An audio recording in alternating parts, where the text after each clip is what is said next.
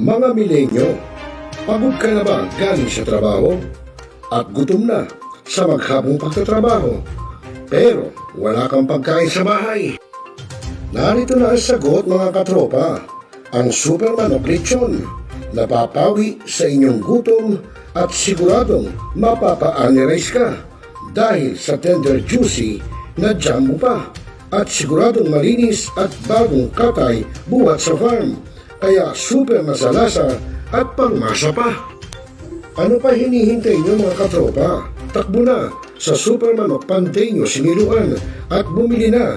Baka maabusan ka, katropa.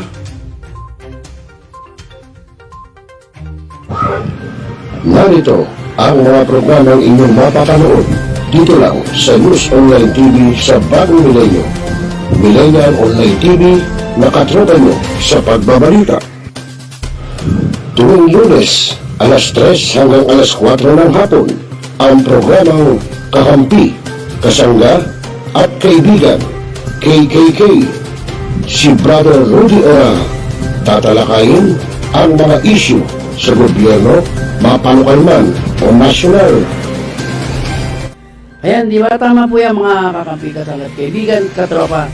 Sa totoo lamang po, marami po kaming mga namumonitor dyan. Siyempre, hindi naman po tayo ang tamang kanay na makialam dyan. At talagang sabi nga nakita nyo maraming hinaing na may kaya na sa buhay, kung bakit. Tuwing Miyerkules, alas 3 hanggang alas 4 ng hapon, ang programang Opinyon ng Mamamayan sa Bagong Milenyo, kasama si Leonie Tobias.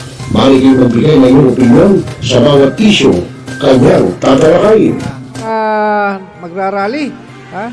Sana po wag nating salubungin ng problema ang ating Pangulo, no, ha? Tulungan po natin siya.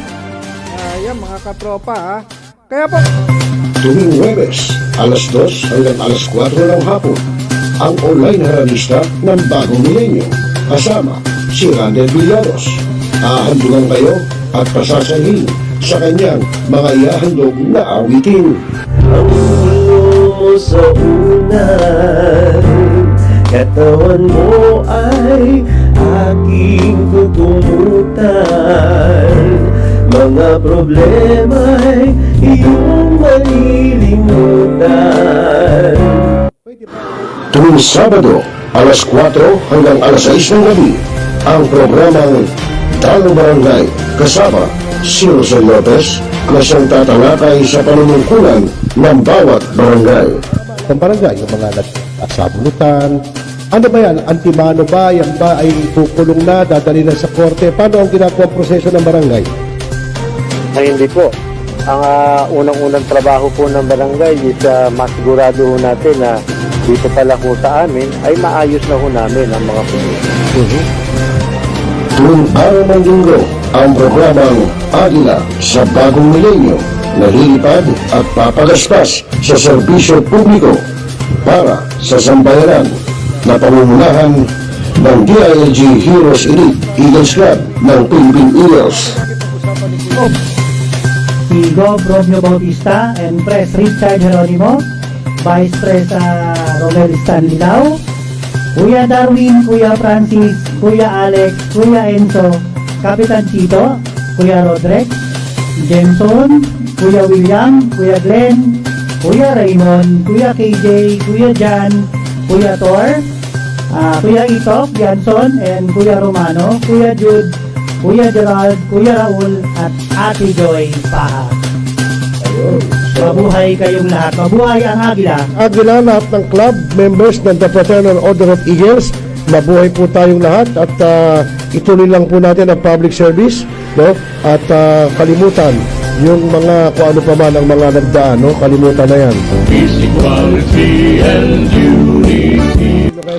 At ang programang talakayin, revisahin, opinyon, palawakin, aksyonan, tropa, mula Lunes hanggang Lunes, alas 4 hanggang alas 6 na kasama si Jose Ang ating mga politiko, kabilaan kami at kanan na pag-ikot.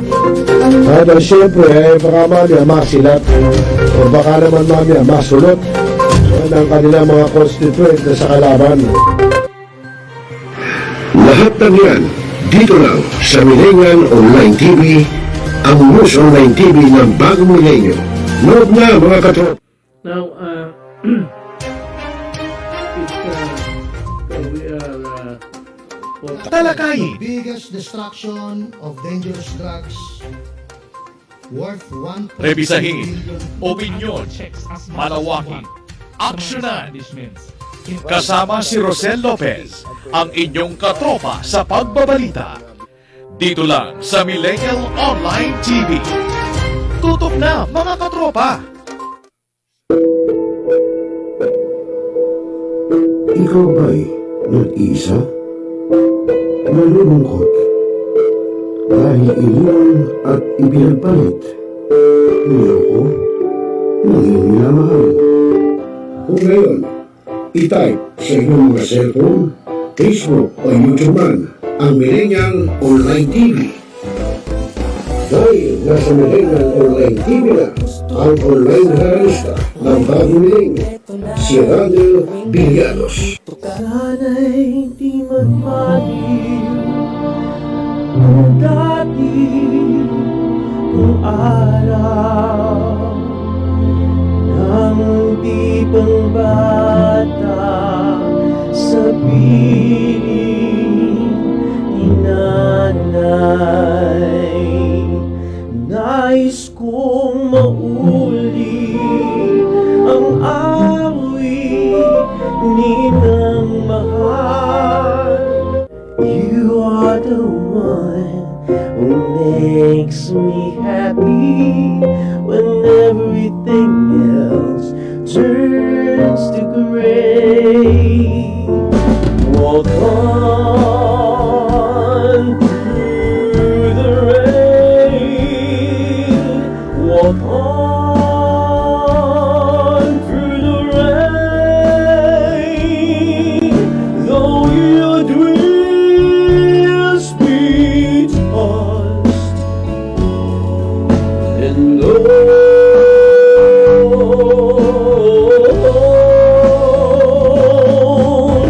walk on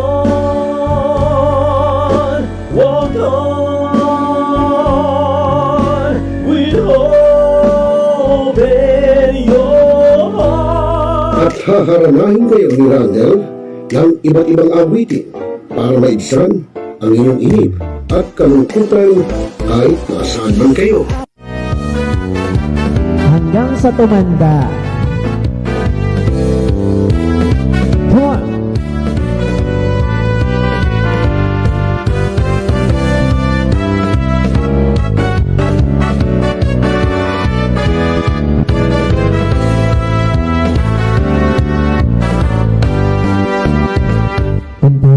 Matanda na, sana'y di tayo magbago. At pwede rin kayong makiduwit kay Randall tuwing Huwebes ng hapon. Ano pa hinihintay nyo mga kamilenyo? Tawag na!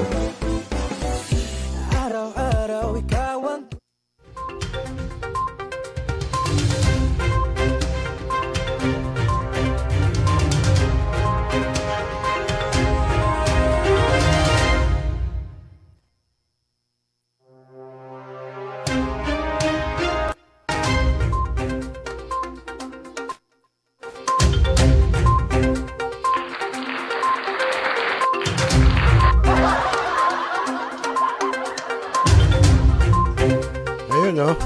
Wala rin.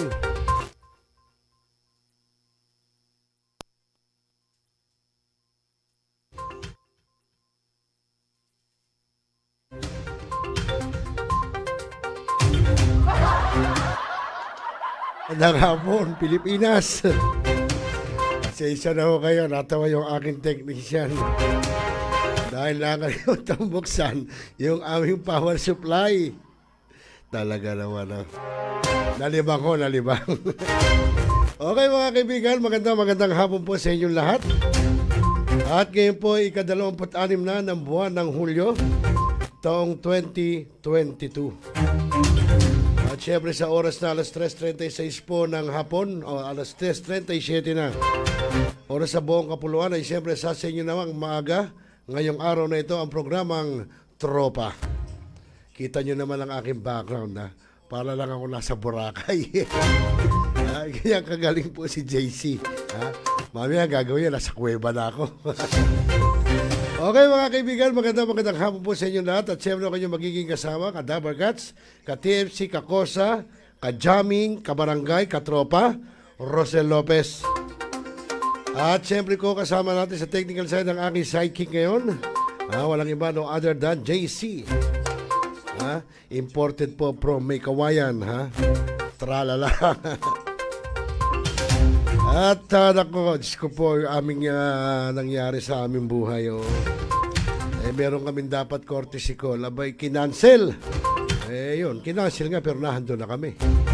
Ano gagawin? Di nga. Siyempre, back to the future. Back dito sa aming studio. Talagang ganun. Okay, so kahapon mga kaibigan, napanood nyo na itunghay natin at tayo nag-cover ng live ng unang zona ng ating ikalabitong presidente ng bansa, si President Ferdinand Marcos Jr. Kita nyo naman yung mga sinabi niya, talagang ang inuuna niya, ang uunahin niya ay puro kapakanan ng sambayan ng Pilipino. Yan dapat. Hindi yung pansarili, hindi katulad ng iba dyan. Actually, hindi pa nga nakakaika nga, kumbaga sa makina ng diesel, hindi pa nag-iinit, abay umaarangkada na. Katunayan, pinatunayan na yan ng DSWD. Pero may ilang paling DSWD employee na gumagawa pa rin ng palpak. Hindi natin alam kung bakit o ano mga kadahilanan. Okay, so mga kaibigan, at ngayon pong araw na ito ay nagbe-birthday yung aming Lieutenant Governor ng Kiwanis Club International, si Lieutenant Governor Flo Gamayaw.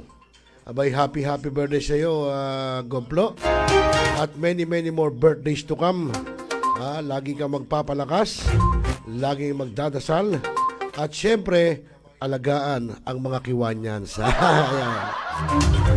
At syempre, ang pagbati po rin ay buwat po sa lahat ng miyembro ng Kiwanis Club International. Syempre, isa na dyan ang iyong brother, si Kagawad Albert Betong Gamayaw, na isa sa simpatikong kagawad ng Barangay Tugatog, Malabon. Ayan, si Kagawad Betong Gamayaw. At magandang hapon din sa ating mga kuya, ate at bunso, sa lahat po ng Agila, sa lahat po ng miyembro ng Philippine Eagles. Isa na dyan, sina Kuya Bin Pasya ng Caloocan Bantayog Eagles Club. At syempre yung ating mga kachokarang LMT, sa pangunguna po ni na Sir Haji Crespo, Romel Martinez, Ma'am Jackie Nagpaw Adahar, Ma'am Linda Villagonza, Digna Kahulugan, at syempre si Doc Jojo Revilla.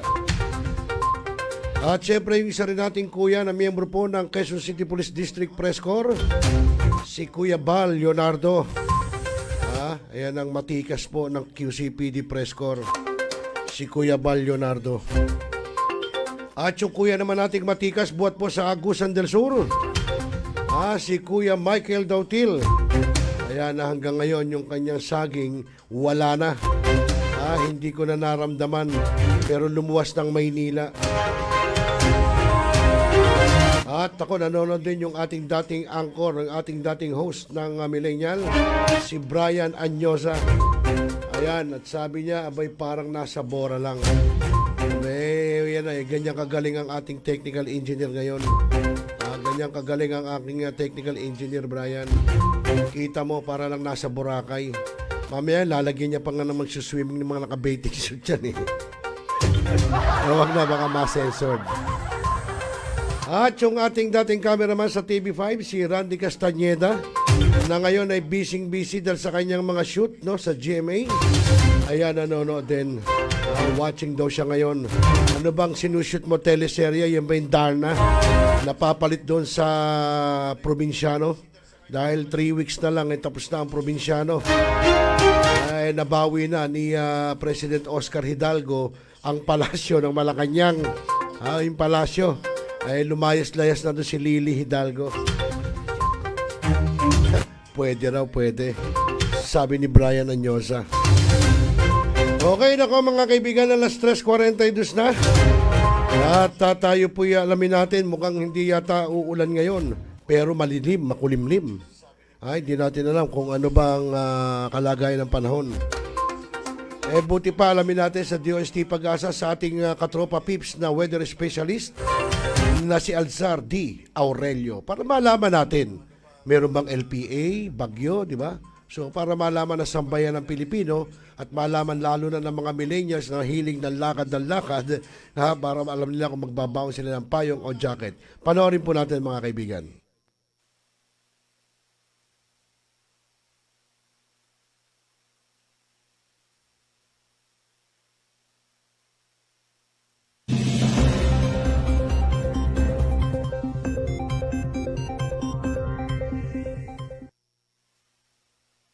Magandang umaga sa inyo lahat. Narito ang ating weather update.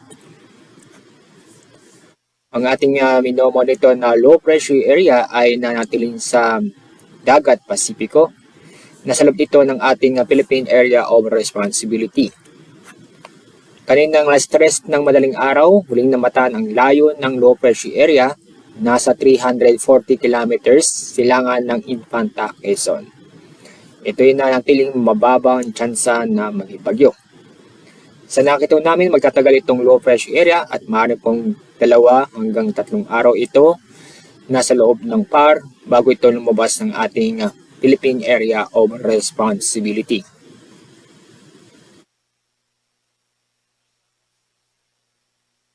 At dahil sa low pressure area, ngayong araw, inaasahan ang maulap ang kalangitan na may tsansa na kalat-kalat na pag-ulan at may kasamang thunderstorm sa Bicol Region at Mimaropa. Samantala sa lalabing bahagi ng Luzon kasama ang Metro Manila ay inaasahan po natin ang bahagyang maulap ang kalangitan lalo na po sa bandang umaga. Pero sa hapon ng gabi, inaasahan po natin na magiging maulap ang papawirin o magiging makulimlim dahil sa bandang hapon ng gabi may nabubuong thunderstorm kung saan ito'y magbibigay ng mga biglaang buhos na ulan. Dako tayo sa lalabing bahagi ng bansa. Dahil sa epekto ng low pressure area, ang kabuuang Kabisayaan makakaranas ng maulap ng kalangitan na may mga kalat-kalat na pag-ulan at thunderstorm. Pero sa Mindanao, fair weather po tayo kung saan ay makakaranas ng bahagyang maulap hanggang sa maulap ang kalangitan. Pero may mga isolated na mga pag-ulan sa bandang hapon o gabi dulot ng thunderstorm.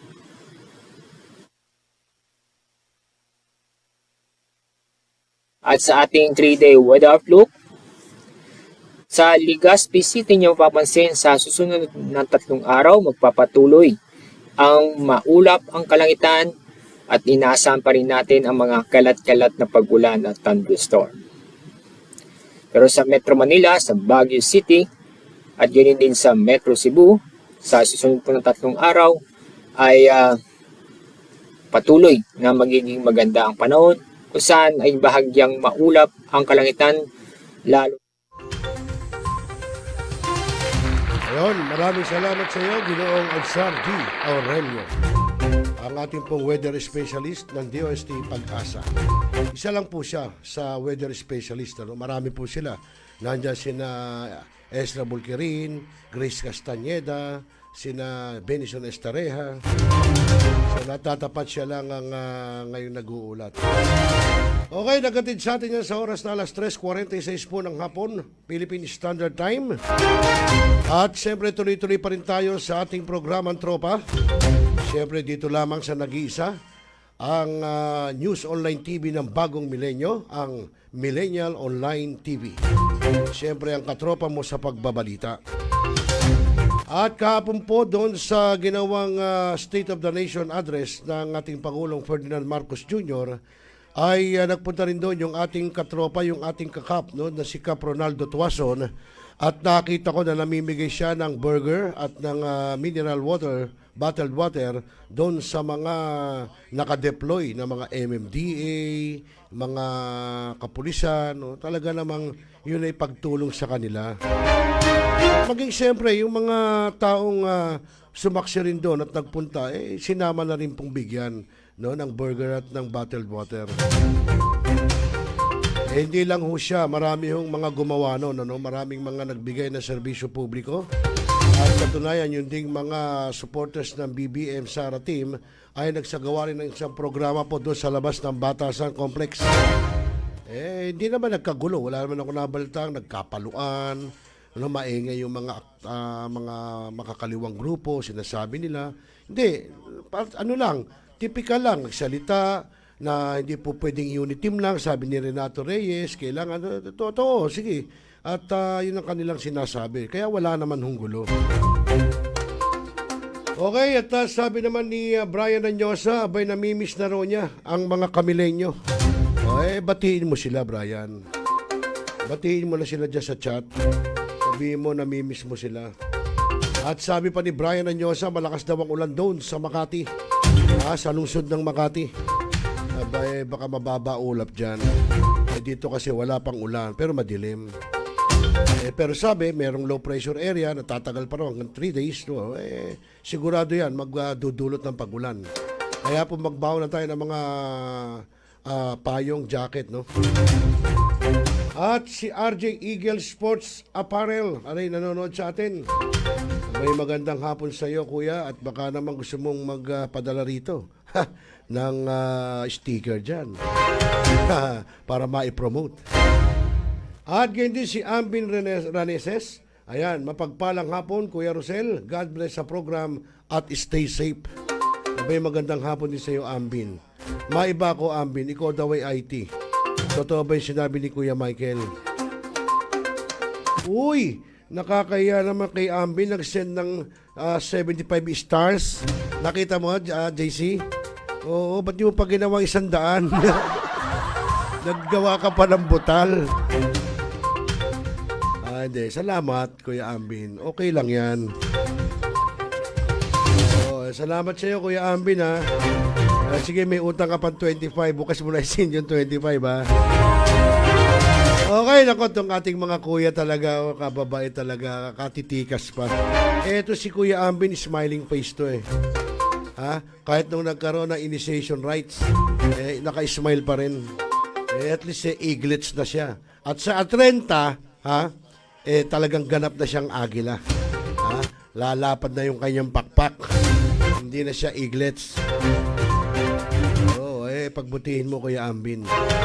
At sabi nga, no, ng ating Vice President na si Kuya Romel Stanislao, kapag ikaw ay ganap ng agila, lalong madadagdagan ang responsibilidad mo para tumulong sa lahat ng tao. So, mag-umpisa ka pa lang. Natawa si Ambin. Joke lang yun, Ambin, ha? Baka naman totohanin mo na bukas mag-send ka pa 25 stars. Mapipisa na raw ang itlog. Ilang araw na lang, Kuya Ambin. At yan ay kayang-kaya mo. Ako nga, magpapa-reindak ako, baka sa susunod na. Okay, naku, alas 3:50, eksakto, no? Oras sa buong kapulungan. At ngayon, mga kaibigan, tutunghin natin sa inyo, siyempre, nagbago na administrasyon, nagkaroon na eleksyon. Kilala nyo na ba ang mga nakapwesto sa inyong lugar? No? Sino ang mga kongresista, etc. Di ba? Kilala nyo na ba?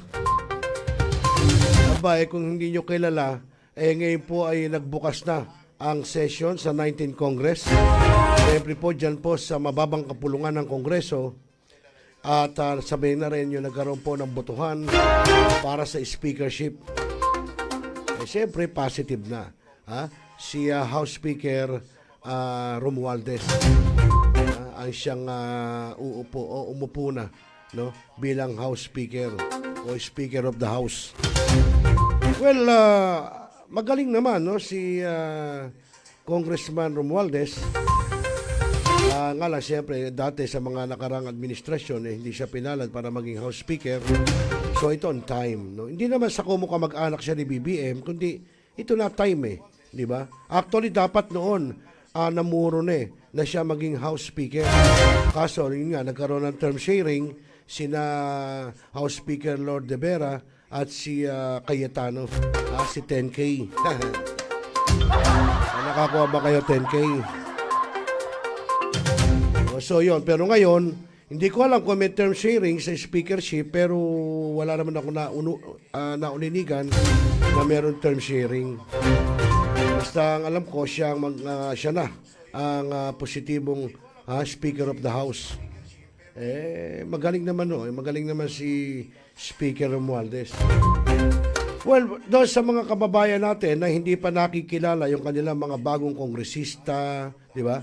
Dahil nagpalitan, baka mamaya akala nyo, doon sa Valenzuela, ang congressman pa doon, si Wes Gatchalian, hindi na mayor na yun So may pumalit na sa kanya bilang kongresista doon sa Valenzuela ng Distrito 1. So dapat alam nyo yan. Baka mamaya, pag pupunta nyo siya, sasabihin nyo, punta nga ako kay congressman ganito, hindi na siya congressman. Okay, at yung ating mga kuya, sa Biyernes po, yung mga taga-lalawigan ng Tarlac, abangan nyo po ang Millennial Online News Team at kami po ay cover namin yung iyong gagawing community project, ang inyong community program dyan sa mga AITA, dyan po sa lalawigan ng Tarlac. So makita-kita po tayo dyan nila Ate Teng Pingul. Siyempre kasama natin si Kuya Michael Samson, kasama natin sa DILG Heroes Elite Eagles Club, dahil kami po ang pupunta ron para makumausap doon sa Ba't parang nag-e-echo, James? Naririnig ko. Nag-e-echo. Nawala na. Kanina ba't may echo? Meron kang makalikot Hindi, tinetesting lang ho ni JC. Baka mamaya pagka tinesting yung gano'n, maging kaboses ko si si Ted Filon. O kaya naman si Idol Rapi Tulpo. Kaso iba raw naging labas ng boses ko. Rapi Pugo. Di bali, talagang gano'n. Maganda ho sa tao yung may eksperimento, para makikita mo yung mga advantage at disadvantage ng iyong mga ginagawa. Ganun lang naman kasimple yun Okay, so yun mga kaibigan, ito medyo matagal lang para malaman ng ating mga kababayan dito sa buong Pilipinas kung sino-sino na bang mga nanunungkulan, bagong nanunungkulan sa kanilang mga lugar, distrito, munisipalidad, lungsod, lalawigan. Para alam nyo. So pakinggan natin ito dahil sa pagbubukas po ng session ng 19 Congress ay dito'y sinabi, pinakilala kung sino-sino mga bagong halal na mga kongresista ng bawat distrito. At ano yun? Merong nagsasalita. Sino ba yun? Nagte-thank you. Yun. Talagang kita mo yung si JC. Maraming At si Pep Messina. Good day tol. Pa-shoutout naman kay Sir Rod at kay Ann ng JSOC. Ayan, tama ba JSOC? Magandang hapon po sa inyo dyan, Sir Rod, at kay Ann, from Pep Messina, kay Joey Messina. Magandang hapon sa inyo. Okay, so mga kaibigan, huwag na natin patagalin, panoorin natin yung pagbubukas ng 19 Congress para malaman nyo sino-sino ba ang mga bagong kongresista sa inyong lugar. Baka mamaya akala nyo pa si Congressman Panik Panaog, hindi na. So mga kaibigan, panoorin natin at kasabay na rin ang eleksyon for the speakership, pero positive na si Congressman Romualdez. So panoorin natin na mabuti. Lone District, Honorable Amparo Maria J. Zamora. City of Valenzuela, 1st District, Honorable Rex Gatchalian. 2nd District, Honorable Eric M. Martinez. Region 1, Ilocos Region, Ilocos Norte. 1st District, Honorable Ferdinand Alexander A. Marcos. 2nd District, Honorable Angelo Marcos Barba. Ilocos Sur. 1st District, Honorable Ronald V. Singson. 2nd District, Honorable Christine Singson Mihan. La Union. First District, Honorable Francisco Paulo P. Ortega V. Second District, Honorable Dante S. Garcia. Pangasinan, First District, Honorable Arthur F. Celeste. Second District, Honorable Mark O. Coanco. Third District, Honorable Maria Rachel J. Arenas. Fourth District, Honorable Christopher V.P. De Venecia. Rico Jr. Sixth District, Honorable Marlene L. Primicias Agabas. Region 2, Cagayan Valley. Batanes, Lone District, Honorable Siriaco B. Gato Jr. Cagayan. First District, Honorable Ramon C. Nolasco Jr. Second District, Honorable Baby Aline Vargas Alfonso. Third District, Honorable Joseph Jojo L. Lara. Isabela. First District, Honorable Antonio Tony Pet T. Albano. Second District, Honorable Ed Christopher S. Go. Third District, Honorable Ian Paul L. D. Fourth District, Honorable Joseph S. Tan. Fifth District, Honorable Faustino Michael Carlos T. D. III. Sixth District, Honorable Faustino Ino A. D. V. Nueva Vizcaya. Lone District, Honorable Luisa Lauren Cuaresma. Quirino. Lone District, Honorable Midi N. Cua. Region 3, Central Luzon. Aurora. Lone District, Honorable Romel T. Angara. Bataan. First District, Honorable Geraldine B. Roman. Second District, Honorable Albert S. Garcia. Third District, Honorable Maria Angela S. Garcia. Bulacan. First District, Honorable Danny A. Domingo. Second District, Honorable Augustina Dominique C. Pancho. Third District, Honorable Lorna C. Silverio. Fourth District, Honorable Linabel Ruth R. Villarica. Fifth District, Honorable Ambrosio C. Cruz Jr. Sixth District, Honorable Salvador A. Plato. City of San Jose del Monte. Lone District, Honorable Florida Rida P. Robes. Nueva Ecija. First District, Honorable Micaela Angela B. Swansing. Second District, Honorable Joseph Gilbert F. Violago. Third District, Honorable Rosana Ria V. Vergara. Fourth District, Honorable Emerson D. Pascual. Pampanga. First District, Honorable Carmelo John B. Lazatin II. Second District, Honorable Gloria Macapagal Arroyo. Third District, Honorable Aurelio Dong D. Gonzalez Jr. Fourth District, Honorable Anna York P. Bondok. Tarlac. First District, Honorable Jaime D. Coanco. Second District, Honorable Christian Tel A. Yap. Third District, Honorable Noel Bong N. Rivera. Zambales. First District, Honorable Jefferson F. Konghun. Second District, Honorable Doris E. Maniquis. Region 4A, Calabarzon. Batangas. First District, Honorable Eric R. Buhain. Second District, Honorable Jervil R. Luistro. Third District, Honorable Maria Teresa V. Collantes. Fourth District, Honorable Lianda B. Bolilia. Fifth District, Honorable Mario Vittorio Marvi A. Marino. Sixth District, Honorable Ralph G. Recto. Cavite. First District, Honorable Ramon Jolo B. Revilla III. Second District, Honorable Lani Mercado Revilla. Third District, Honorable Adrian J. C. Advincula. Fourth District, Honorable Elpidio F. Barzaga. Fifth District, Honorable Roy M. Loyola. Sixth District, Honorable Antonio A. Ferrer. Eighth District, Honorable Aniela Bianca D. Tolentino. Laguna, 1st District, Honorable Marie Rene Ann Lourdes G. Matibag. 2nd District, Honorable Ruth Mariano Hernandez. 3rd District, Honorable Loreto S. Amante. 4th District, Honorable Maria Jamina Catherine B. Agarao. City of Binyan. Lone District, Honorable Marlene Len B. Alonte. City of Calamba. Lone District, Honorable Cherise Ann C. Hernandez Alcantara. City of Santa Rosa. Lone District, Honorable Dan S. Fernandez. Quezon.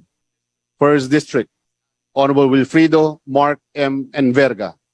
2nd District, Honorable David J.J. C. Suarez.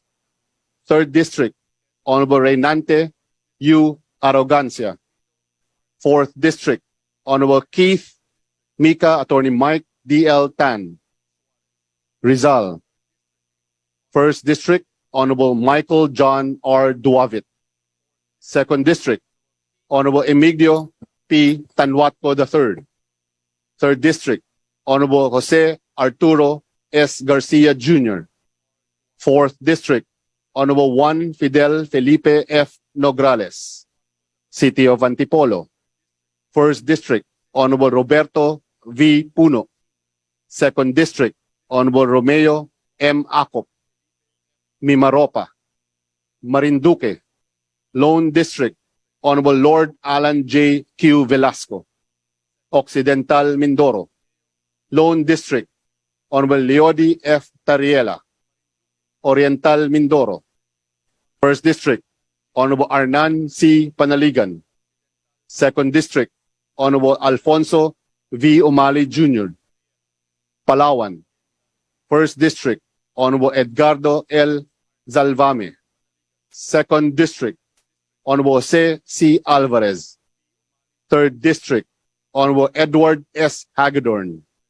Romblon. Lone District, Honorable Eleandro Jesus F. Madrona. Region 5, Bicol Region. Albay. 1st District, Honorable Edsel C. Lagman. 2nd District, Honorable Joey Sarte Salceda. 3rd District, Honorable Fernando T. Cabredo. Camarines Norte. 1st District, Honorable Josefina B. Tallado. 2nd District, Honorable Rosemary C. Panotes. Camarines Sur. 1st District, Honorable Chuyoshi Anthony G. Oribata. 2nd District, Honorable Luis Raymond L. Ray F. Villafuerte Jr. 3rd District, Honorable Gabriel H. Bordado Jr. 4th District, Honorable Arnie B. Fuentebella. 5th District, Honorable Miguel Luis R. Villafuerte. Catanduanes. Lone District, Honorable Eulogio R. Rodriguez. Masbate. 1st District, Honorable Ricardo T. Co. 2nd District, Honorable Olga Ara T. Co. 3rd District, Honorable Wilton Tonton T. Co. Sorsogon. 1st District, Honorable Marie Bernadette G. Escudero. 2nd District, Honorable Manuel L. Fortes Jr. Region 6, Western Visayas. Aklan. 1st District, Honorable Carlito S. Marquez. 2nd District, Honorable Teodorico Haresco Jr. Antique. Lone District, Honorable Antonio A. B. Legarda Jr. Capiz. 1st District, Honorable Emmanuel Tawi Bellones. 2nd District, Honorable Jane T. Castro. Guimaras. Lone District, Honorable Maria Lucille L. Nava, MD. Iloilo. 1st District, Honorable Janet L. Garin. 2nd District, Honorable Michael B. Goriseta. 3rd District, Honorable Lawrence R. Defensor. 4th District, Honorable Virginal G. Biron. 5th District, Honorable Raul Boboy C. Tupas. City of Iloilo. Lone District, Honorable Julien Jam Baronda, Negros Occidental. First District, Honorable Gerardo P. Valmayor Jr. Second District, Honorable Alfredo D. Marañon III. Third District, Honorable Jose Francisco Kiko B. Benitez, PhD.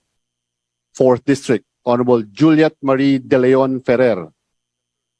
Fifth District, Honorable Emilio Bernardino L. Yulo. Sixth District, Honorable Mercedes K. Alvarez, City of Bacolod. Lone District, Honorable Greg G. Gasataya. Region 7, Central Visayas. Bohol. First District, Honorable Edgar M. Chato. Second District, Honorable Maria Vanessa C. Aumentado. Third District, Honorable Christine Alexi B. Chutor. Cebu. First District, Honorable Rhea May A. Gulyas. Second District, Honorable Edsel A. Galeos. Third District, Honorable Pablo John F. Garcia. Fourth District, Honorable Janice Z. Salimbangon. Fifth District, Honorable Vincent Franco Duke D. Frasco. Sixth District, Honorable Daphne A. Lagon. Seventh District, Honorable Peter John D. Calderon, City of Cebu. First District, Honorable Rachel Marguerite B. Del Mar. Second District, Honorable Eduardo R. Rama, City of Lapu-Lapu. Lone District, Honorable Maria Cynthia K. Chan, City of Mandaue. Lone District, Honorable Emery Lollipop Owano Dizon, Negros Oriental. First District, Honorable Jocelyn C. Lim Kai Chong. Second District, Honorable Manuel T. Sagarbaria. Third District, Honorable Arnolfo Arnie A. Teves Jr. Siquijor. Lone District, Honorable Zaldi S. Villa. Region 8, Eastern Visayas. Biliran. Lone District, Honorable Gerardo Jerry Boy J. Espina Jr. Eastern Samar. Lone District, Honorable Maria Fe R. Abunda. Leyte. First District, Honorable Ferdinand Martin G. Romualdez. Second District, Honorable Lolita T. Javier. Third District, Honorable Ana Victoria Veloso Tuazon. Fourth District, Honorable Richard I. Gomez. Fifth District, Honorable Carl Nicholas C. Carey. Northern Samar. First District, Honorable Paul Ruiz Daza. Second District, Honorable Harris Christopher M. Ong Chuan. Samar. First District, Honorable Stephen James T. Tan. Second District, Honorable Reynolds Michael T. Tan. Southern Leyte, Honorable Luz Mercado, First District. Second District, Honorable Christopher Son M. Yap. Region 9, Zamboanga Peninsula. Zamboanga del Norte. Second District, Honorable Glona G. Labad-Labad. Third District, Honorable Adrian Michael A. Amatong. Zamboanga del Sur. First District, Honorable Divina Grace C. U. Second District, Honorable Jazel Victoria C. U. City of Zamboanga. First District, Honorable Kimer Adan T. Olaso. Second District, Honorable Manuel Jose Manix M. Dalipe. Zamboanga Sibugay. First District, Honorable Wilter Y. Palma. Second District, Honorable Antonieta R. Udela. Region 10, Northern Mindanao. Bukidnon. First District, Honorable Jose Manuel F. Alba. Second District, Honorable Jonathan Keith T. Flores. Third District, Honorable Jose Maria R. Zubiri Jr. Fourth District, Honorable Larnie L. Roque. Camiguin. Lone District, Honorable Jordan Jesus M. Romualdo. Lanao del Norte. First District, Honorable Muhammad Khalid Q. Dimaporo. Second District, Honorable City Amina Q. Dimaporo. City of Iligan. Lone District, Honorable Celso G. Regencia, Misamis Occidental. First District, Honorable Jason P. Almonte. Second District, Honorable Sancho Fernando F. O. Aminal, Misamis Oriental. First District, Honorable Christian S. Unabia. Second District, Honorable Yevgeny Vicente B. Emano, City of Cagayan de Oro. First District, Honorable Lorden G. Suwan. Second District, Honorable Rufus B. Rodriguez. Region 11, Davao Region, Davao de Oro. First District, Honorable Maria Carmen S. Zamora. Second District, Honorable Ruel Peter Gonzaga, Davao del Norte. First District, Honorable Pantaleon D. Alvarez. Second District, Honorable Alan Aldo R. Duhali, Davao del Sur. Lone District, Honorable John Tracy F. Cagas, City of Davao. First District, Honorable Paulo Z. Duterte. Second District, Honorable Vincent J. Garcia. Third District, Honorable Isidro T. Ungab, Davao Occidental. Lone District, Honorable Claude P. Bautista, Davao Oriental. First District, Honorable Nelson L. Dayanghirang.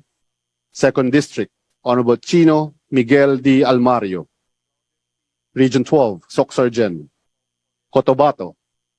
First District, Honorable Joselito Joel S. Sakdalan. Second District, Honorable Rudy S. Kawagdan, DPA. Third District, Honorable Maria Alana Samantha T. Santos, Sarangani. Lone District, Honorable Steve Chongbian Solon, South Cotabato. First District, Honorable Isidro B. Lumayag. Second District, Honorable Peter P. B. Miguel, City of General Santos. Lone District, Honorable Loreto B. Acharon, Sultan Kudarat. First District, Honorable Princess Rian M. Sakaluran. Second District, Honorable Horacio P. Swansing Jr., Bangsamoro Autonomous Region in Muslim Mindanao, Basilan. Lone District, Honorable Mujib S. Hataman, Lanao del Sur. First District, Honorable Zeur Rakman A. Adyong. Second District, Honorable Yaser Alonto Balindong, Maguindanao. First District, Honorable City Shahara I. Mastura. Second District, Honorable Muhammad P. Paglas, Sulu. First District, Honorable Samir A. Tan. Second District, Honorable Munir N. Arbison Jr., Tawi-Tawi. Lone District, Honorable Dimzar M. Sali, Cordillera Administrative Region, Abra. Lone District, Honorable Ching B. Bernos, Apayao. Lone District, Honorable Eleanor C. Bulot Begtang, Benguet. Lone District, Honorable Eric Goyap, City of Baguio. Lone District, Honorable Mark O. Go, Ifugao. Lone District, Honorable Solomon R. Chungalao, Kalinga. Lone District, Honorable Allen Jesse C. Mangawang, Mountain Province. Lone District, Honorable Maximo Y. Dalog Jr.,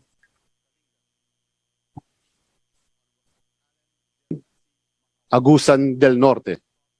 First District, Honorable Jose S. Aquino II. Second District, Honorable Dale B. Corvera, Agusan del Sur. First District, Honorable Alfelito Alfel M. Bascug. Second District, Honorable Edibong G. Plaza, Dinagat Island. Lone District, Honorable Alan Uno B. Ecleo, Surigao del Norte. First District, Honorable Francisco Jose Bingo F. Matugas II, CPA, CESO, LLB. Second District, Honorable Robert Ace Barbers, Surigao del Sur. First District, Honorable Romeo S. Momo. Second District, Honorable Johnny T. Pimentel. Party List: One Patriotic Coalition of Marginalized Nationals Incorporated, 1 Pacman, Honorable Michael L. Romero, PhD. Ang buklod ng mga motorista ng Pilipinas, 1 Rider Party List, Honorable Bonifacio L. Bosita. Ang buklod ng mga motorista ng Pilipinas, 1 Rider Party List, Honorable Ramon Rodrigo L. Gutierrez. For Peace, Honorable Jonathan Clement B. Abalos II.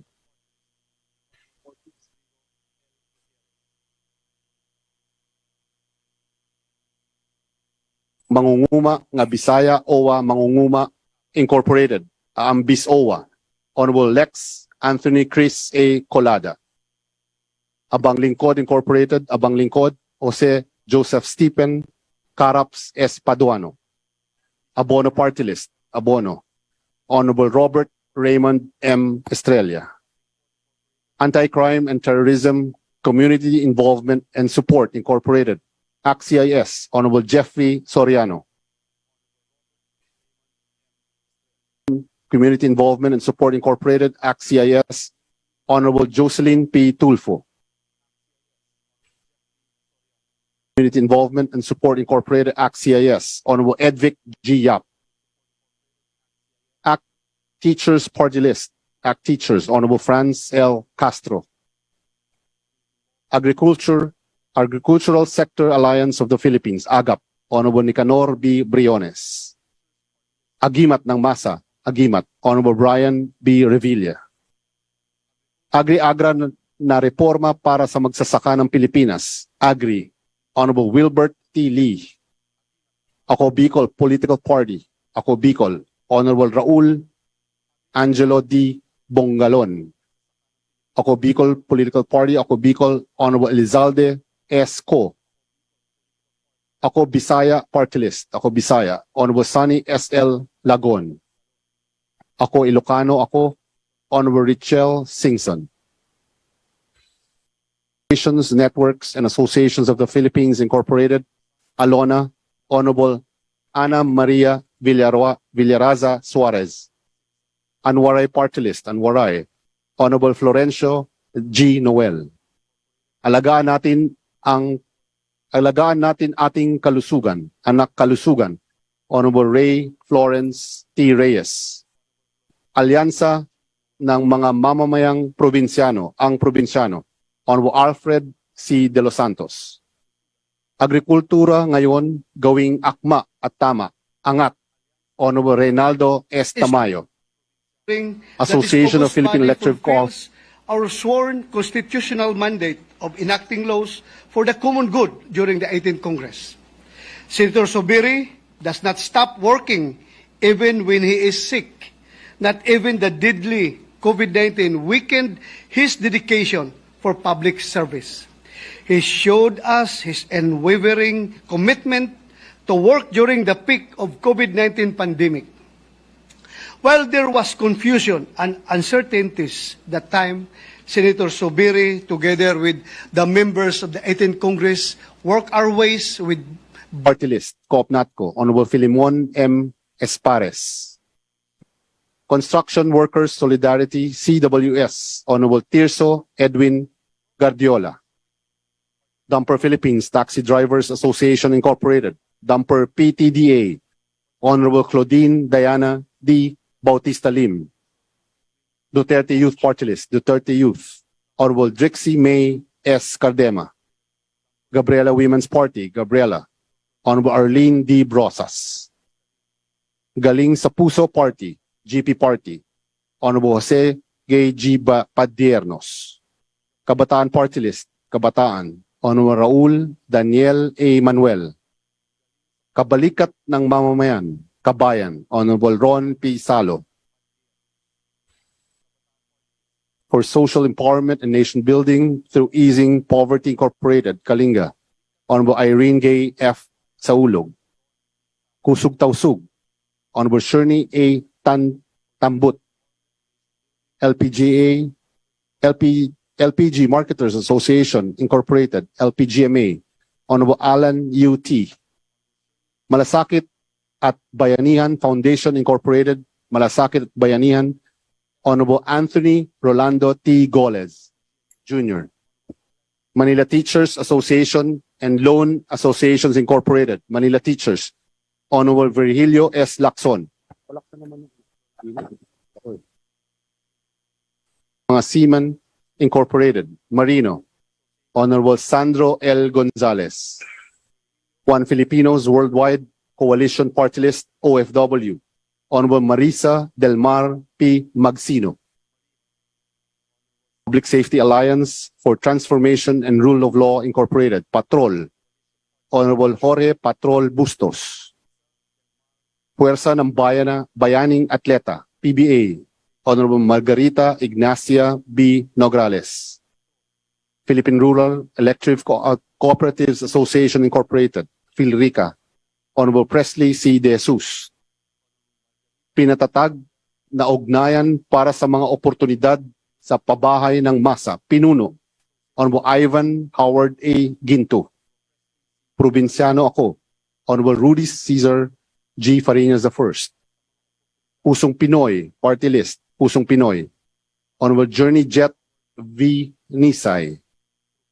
Social Amelioration and Genuine Intervention on Poverty, SAGIP, Honorable Rodante D. Marcoleta. Social Amelioration and Genuine Intervention on Poverty, SAGIP, Honorable Caroline L. Tanchay. Coalition of Associations of Senior Citizens in the Philippines Incorporated, Senior Citizens Party List, Honorable Rodolfo Ompong M. Ordanes. Talino at Galing ng Pinoy, TGP, Honorable Jose Bong J. Teves Jr. Tingog Sinerangan, Tingog, Honorable Yeda Marie K. Romualdez.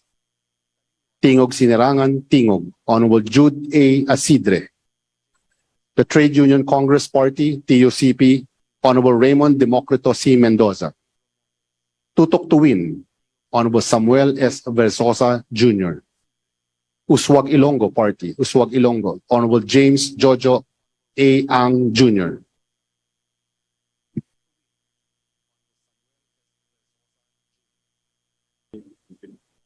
Bilang na.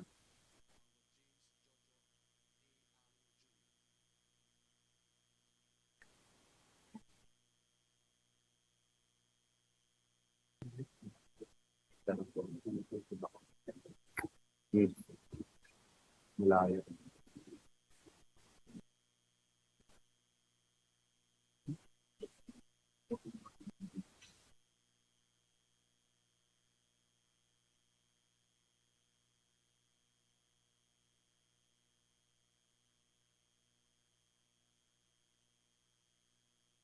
And being able to pass these two landmark legislations. It is because of you who really made sure that these laws will be taken up in the floor. Senator Meigs possesses the kind of leadership that we need. Strong but not tyrannical, kind but not naive, cooperative but not subservient, humble, vigilant, and gallant. He is a loyal friend and ally, a pillar of the seatmate bloc of the Senate, who is always ready and willing to impart his knowledge and support to his colleagues. He is a family man, a loving husband, and protective father to his children. I know that there is no better person for the job than Senator Meigs. It is therefore a privilege to nominate Senator Juan Miguel Meigs Zubiri for the position of Senate President of this honorable chamber. Thank you, Senator JV. Welcome back. We hope brotherly love will prevail in the next 3 years. Majority Leader.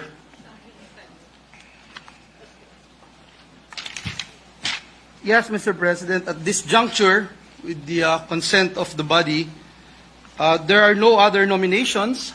I therefore move that we close the period of nomination and proceed to elect by acclamation Senator Juan Miguel F. Zubiri as President of the Senate. Is there any objection? There being none, the motion is approved. Congratulations to Senate President Juan Miguel Fernandez Zubiri. Before we have the administering of the oath, I believe yes, Mr. President. our former Majority Leader, Senator Alan Peter Cayetano, wishes to make a manifestation. Mr. President, I'd just like to ask that the record reflect that I did not participate in the voting to remain an independent, nor will I participate in the selection of the minority leader, but may I reserve the right and privilege to say good things about our so very good Senate President elect. Thank you very much, Mr. President. Thank you, Senator Alan Peter Cayetano. The manifestation is noted. I see two members of the Senate raising their hand, so I will recognize our three Senator ladies. P.A., Mr. Yes, President, I'm sorry, I did not see Senator Risa. So first, we have the lady from, just distinguished lady from Taguig, Senator Pia Cayetano. Thank you. Thank you, Mr. Presiding Officer. Let me congratulate our newly elected Senate President. May the record show that I also did not cast my vote in favor of my esteemed colleague. At this point, I would like to remain independent. I will also not participate or cast my vote in favor of any minority leader. But as I have told the Senate President, he knows that my commitment for the amazing work that this Senate will produce. He has my commitment that I will participate and ensure that nothing less than excellent work will come out of the Senate. Thank you. Thank you, Senator Pia. Mr. President. So the Senate President's charm did not work on you. Majority Leader. Yes, Mr. President, may we recognize the gentleman from Cagayan de Oro, Senator Coco Pimentel? Certainly, the bar top notcher, the brilliant lawyer from Cagayan de Oro, Senator Aquilino Coco Pimentel is recognized. Thank you, sir. Now that you have elected our Senate President, I'd like to manifest that I abstained from the election of the Senate President. But nonetheless, let me congratulate my silingan, kababayan from Region 10, our leader from Mindanao. So congratulations, sir, and we are all here to help this Senate succeed in this 19th Congress. Thank you. Thank you, Senator Pimentel. So the chamber will be dominated by Region 10, maybe? Majority Leader. Yes, Mr. President, may we also recognize and acknowledge recognize the distinguished lady from Macbayan, Senator Risa Ontiveros. Yes, the distinguished lady from Akbayan Party List and province of the island of Panay is recognized. Salamat, Mr. President. Mabuhi, SP Migs. Together with Senator Pimentel, I also make of record that I abstained on the vote on the Senate presidency, and I'm glad that it will be on record that SP Migs was uncontested. Mabuhay. Thank you. Majority Leader. Mr. President, may I ask for 1 minute suspension for the oath-taking of our Senate President? Session is hereby suspended. And we ask Senator Lauren Legarda to join us to administer the oath to the Senate President, as well as the family of Senate President Zubiri to join here at the rostrum for his oath-taking as Senate President. And may we ask the members of the Senate and our guests to please rise for the Senate President's oath-taking.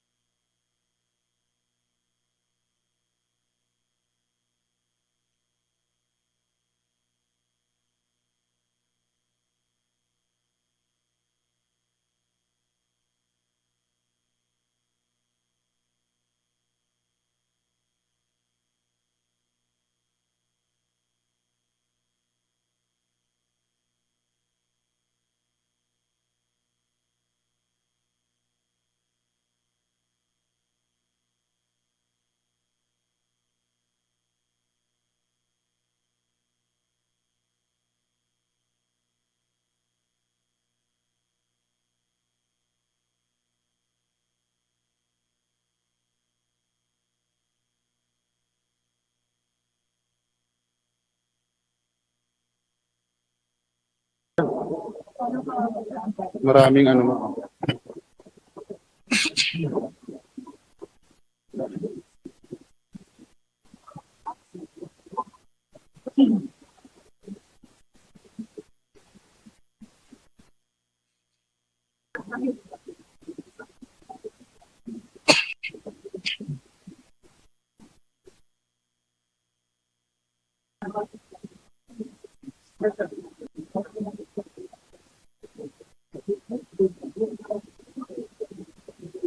Do hereby solemnly swear Do hereby solemnly swear that I will well and faithfully discharge that I will well and faithfully discharge to the best of my ability to the best of my ability the duties of my present position the duties of my present position and of all others and of all others I may hereafter hold that I may hereafter hold under the Republic of the Philippines. under the Republic of the Philippines. That I will support and defend That I will support and defend the Constitution of the Philippines. the Constitution of the Philippines. That I will obey the laws I will obey the laws and legal orders and decrees promulgated by the duly constituted authorities promulgated by the duly constituted authorities and maintain true faith and allegiance and maintain true faith and allegiance to the Republic of the Philippines. to the Republic of the Philippines. And that I impose this obligation And that I impose this obligation upon myself voluntarily without mental reservation voluntarily without mental reservation or purpose of evasion. or purpose of evasion. So help me God. So help me God. Thank you. Congratulations. Congratulations. Congratulations. Congratulations. Congratulations, Senate President Zubiri. We'll now turn over the rostrum to the Senate President.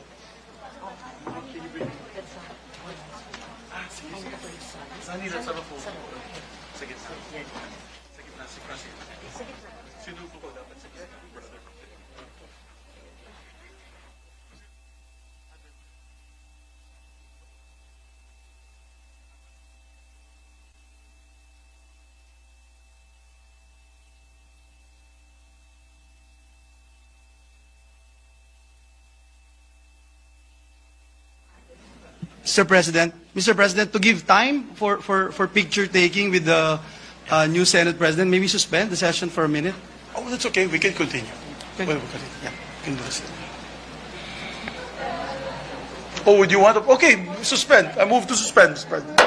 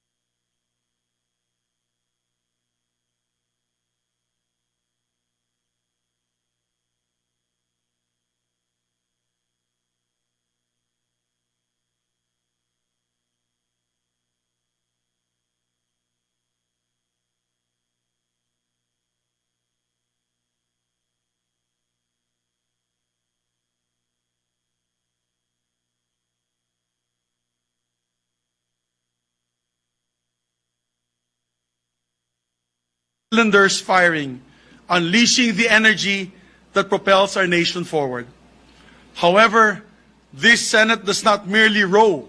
It also steers the ship so it will not run into shoals or storms. It is the reason why we have to keep watch, always. But every new Senate's course is chartered by the challenges under which it operates. Every new Senate job description is written by the crisis it must confront. And ours is dictated by multiple crises before us: food, fuel, fiscal, and the fading faith of our people in our institutions, just to name a few. On top of this is the COVID pandemic, which, courtesy of a mutating virus, will continue to disrupt lives and choke the economy before it can breathe its very last. But what it cannot suffocate is the fighting spirit of a people whose virtues of hard work, solidarity, compassion are greater than the virus at its vilest. This Senate will meet these big problems with bold thinking and brave legislation, but most especially, and I'm looking forward to this, bipartisanship. In this Senate workshop of great ideas, laws will be forged, and from which oversight of those who implement or ignore the laws will also be conducted. And speaking of oversight, we will exercise it not because we want to encroach on the executive branch or emasculate it of its powers. We do so in order to help government, the presidency even, remedy deficiencies in the delivery of public services and recalibrate ineffective policies. This Senate, under my leadership, however, will be one to solve problems more than it would find faults. While probes are magnets for publicity, and I learned this from the father of Sani Angara, Senator Ed Angara, it is the policies, laws patiently written line by line away from the limelight that drives progress. But for us to do our role, we must uphold the Senate's proud tradition of being independent. And that is important because the Senate's independence is a linchpin of its two other hallmarks: industry and innovation. Generations of our predecessors, whose names are etched on the wall leading to this hall, have exercised this to the benefit of our people. The Senate, therefore, is not an office of 24 receiving clerks for executive proposals. We will improve what has been proposed to us as we initiate our own. We do so not because we are rivals of power or for the other branch, but because we are partners for progress. We do so not to compete for influence, but to cooperate for the ways and means on how to bring the nation forward. This stance, practiced by all the Senates which had sat before us, has been the proven formula on how this chamber has been able to uphold the interests of the Republic and promote the welfare of our people. Our vigilance has purged proposed laws of provisions that harm the people. Our insight, on the other hand, have maximized the gains of our people will reap from laws. When bills are unnecessarily complicated, we inject it with common sense. When bills attempt to overreach, we shield the vulnerable. And when proposed tax rates are higher than what is reasonable, we make them fair or we make them go away. When the suggested spending borders on the frivolous, we remind them to be frugal. And when problems remain unattended, we come up with solutions. Not even the COVID-19 pandemic prevented the Senate before us from making emergency bills like Bayanihan 1 and Bayanihan 2 evolve into superior pieces of legislation despite having to conduct business remotely because every man and woman in this chamber rose to that occasion. Presiding officer, Today, the roll my dear call shows that colleagues, 309 members responded to the call. President Ferdinand Bongbong Marcos There being Jr. 300 perform his constitutional duty of telling us the state of the nation. For sure, he will be asking Congress to support initiatives that will address the people's clamor for jobs, bring down prices of basic goods, affordable food, humane transport, among other relief measures. And when he enumerates them, my dear friends, let us view them in the proper context, that this is not a presidential wish list he crafted on his own, but a president articulating what the people want. So let us respond to what the people want urgently.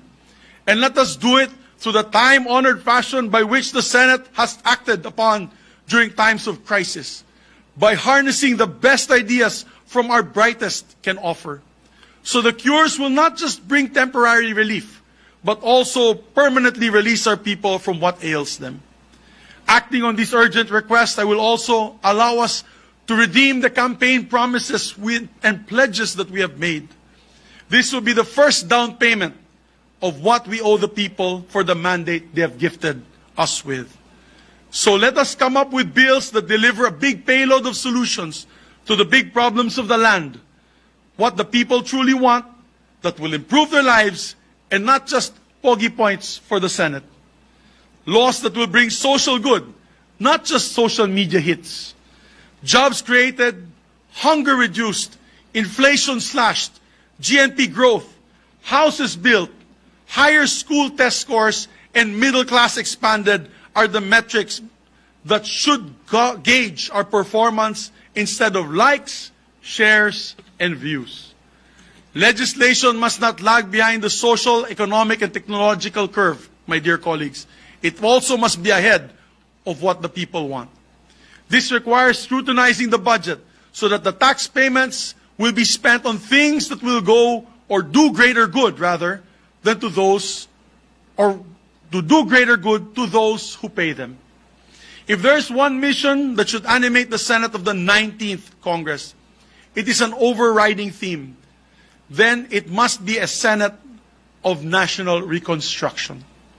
But the recovery that we should work for together is not merely returning to where we were once before. It is catapulting ourselves to a better place than the past. And as we buckle down to work, let me issue some invitations. To the public, let me assure you that this is not only a multitasking Senate, it is also a crowdsourcing one. We value your ideas because this upper chamber will never be an echo chamber. To my fellow Senate workers, to the men and women of the Secretariat, in these trying times when so many expect so much from so few of us, the people expect no less than your hard work and professionalism. To my dear, dear colleagues in the majority, I remain with you in the trenches. I see no perks in this position. I temporarily hold this position through your grace, except the duty to work even harder. To my friends in the minority, I was once a loyal soldier of the opposition. And if there's one lesson I've carried with me ever since, it is that the strength of an idea is what makes it right, and not the sheer number of its believers. Let us debate and embrace ideas without regard from where they came from. My dear colleagues, my leadership will be one of consultation. Our output will be through consensus building. And if former Senate President Tito Sen was a father figure to all of us, then allow me to be your brother that will walk with you during these challenging times. Yes, my dear friends, no Senate in the past faced challenges as demanding and daunting as this one before us. But with hard work and dedication, we will deliver for the people. We shall help them overcome. The war against the pandemic is not yet over. The battle in many fronts is about to get worse. There is a future to be won. Let us go to our battle stations and fight to uplift our people's lives and make our nation even greater than before. Mabuhay ang Senado at mabuhay ang Pilipinas. Maraming salamat po.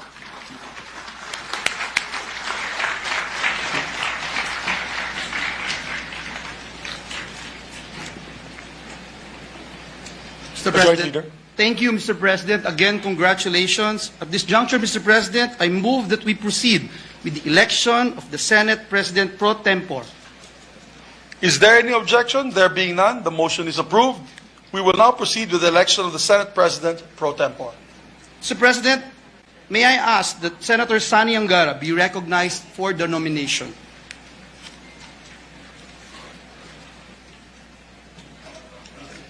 Senator Angara is recognized. Thank you, Mr. President. Thank you, Majority Leader. Dear colleagues, ladies and gentlemen, it's my distinct honor to nominate as Senate President pro tempore of the 19th Congress of the Republic of the Philippines, one of the most respected and well-loved lawmakers of the land, Senator Loren Legarda. Senator Legarda has earned for herself a long list of achievements as a legislator and policy advocate, all cementing her legacy as a champion of our collective cause for the Filipino nation. As a senator for 18 years and a congresswoman for 3 years, Senator Legarda authored numerous laws that shaped the policy landscape in the country for the environment, climate action, disaster risk reduction, sustainable development, cultural heritage preservation, and indigenous peoples' rights, among many others. She is a pioneer. She was the youngest senator when she began her first term in 1998 in this chamber. She was the only woman to have topped the senatorial election twice. She was the only woman to have served as Senate Majority Floor Leader at the young age of 41. She was both a TOWNS, or 10 Outstanding Women in the Nation, and TOYM, 10 Outstanding Young Man Awardee, in her early 30s. And during her leadership of the Senate Committee on Finance, I had the pleasure of serving as one of her vice chairpersons. She ensured the mainstreaming of climate change adaptation and disaster risk reduction measures in the annual budget of government agencies. Climate and sustainability have been lifelong advocacies for Senator Legarda, and over the years, her vigorous and relentless environmental campaigns and climate policy leadership have been recognized internationally. From the United Nations to the IMF World Bank, from Sendai to Paris to Bonn, hers has been a well-respected and highly sought-out voice at the most senior levels of international climate diplomacy, consensus building, and decision-making. On top of her legislative duties, she has worked as a UNDRR Global Champion for Resilience, a UNFCCC National Adaptation Plan Champion, and a Commissioner of the Global Commission on Adaptation. She was recognized as a Global Leader for Tomorrow by the World Economic Forum and a UNEP laureate, and was chosen as one of the global parliamentarian champions of the Climate Vulnerable Forum. Alongside these advocacies, Mr. President, Senator Legarda has also vigorously championed our rich Filipino heritage and has worked to promote cultural resilience and the rights of our indigenous people. Through her efforts, the Philippines returned to the Venice Biennale in 2015 after a hiatus of more than 5 decades, opening yet another opportunity for our people to showcase our identity, our heritage, and our history to the rest of the world. In recognition of her exceptional contributions here and abroad, Senator Legarda has been bestowed the title Knight in the French National Order of the Legion of Honor, Knight in the Order of Merit of the Italian Republic, and the Award of Distinction by the European Union, or EU. She has brought nothing but pride to the nation. So voluminous are her achievements that many seem to forget that prior to entering public service, Senator Legarda first came into national consciousness as a broadcast journalist. Some of us remember her as an anchor in The World Tonight next to Angelo Castro Jr. and as host of The Inside Story, a current affairs program. She earned many accolades for her journalism, including a KBP Golden Dove Award and a Benigno Aquino Award for Journalism in 1995, among more than 30 awards. Mr. President, colleagues, for many of us in the Senate, Senator Legarda has acted as both an anchor and a vanguard. But for many of those close to her, she is our Tita Ganda. She kept us steady amid turbulence, rallied us through tough times, and led the country toward a more climate-resilient and sustainable future. I am confident under your leadership, Mr. President, and with Senator Legarda backing you up as our President pro tempore, the Senate is bound to achieve more and to reach new heights, to ultimately serve for the benefit of Filipinos everywhere at all times. It is thus my honor and privilege to nominate Senator Lorna Regina Loren Bautista Legarda as our Senate President pro tempore. Thank you, dear colleagues. Thank you, Mr. President. Thank you very much, Senator Angara. Majority Leader. Thank you, Mr. President. Mr. President, I ask that Senator Nancy Binay be recognized for the nomination, Mr. President. Senator Binay is recognized. Thank you, Mr. President. I have the privilege of nominating Senator Loren Legarda as the Senate President pro tempore of the 19th Congress.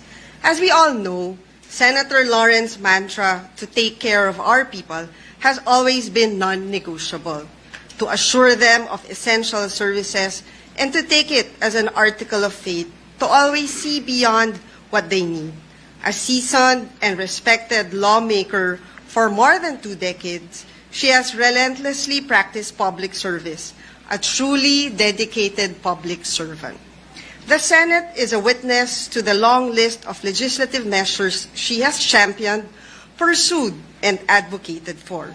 She has addressed the needs of our marginalized and vulnerable populations and has caused the meaningful inclusion of women in the public sphere, supported programs upholding our culture and traditions, and advocated for micro-entrepreneurs who have been the silent heroes of our local economy.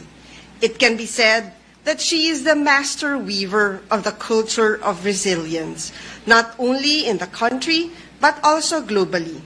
Mahal na Pangulo, mga kapwa senador, sa kanyang ika-4 na termino bilang senador, minumungkahi ko po ang paghirang kay Senadora Lorna Regina Loren Legarda bilang Pangulong Pro Tempore ng Senado ng Pilipinas. Maraming salamat po.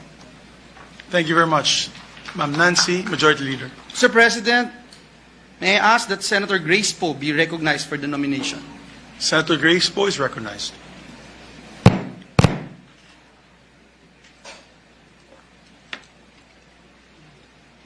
Thank you, Mr. President. It is my honor and privilege to nominate the most senior member in tenure serving this Congress, not in age, but perhaps in experience and longevity, Senator Lauren B. Legarda as the Senate President Pro Tempore of the 19th Congress, a legislator since 1998 and having served both in the Senate of the Philippines and the House of Representatives. It is an understatement to say that Senator Legarda is an authority in legislation.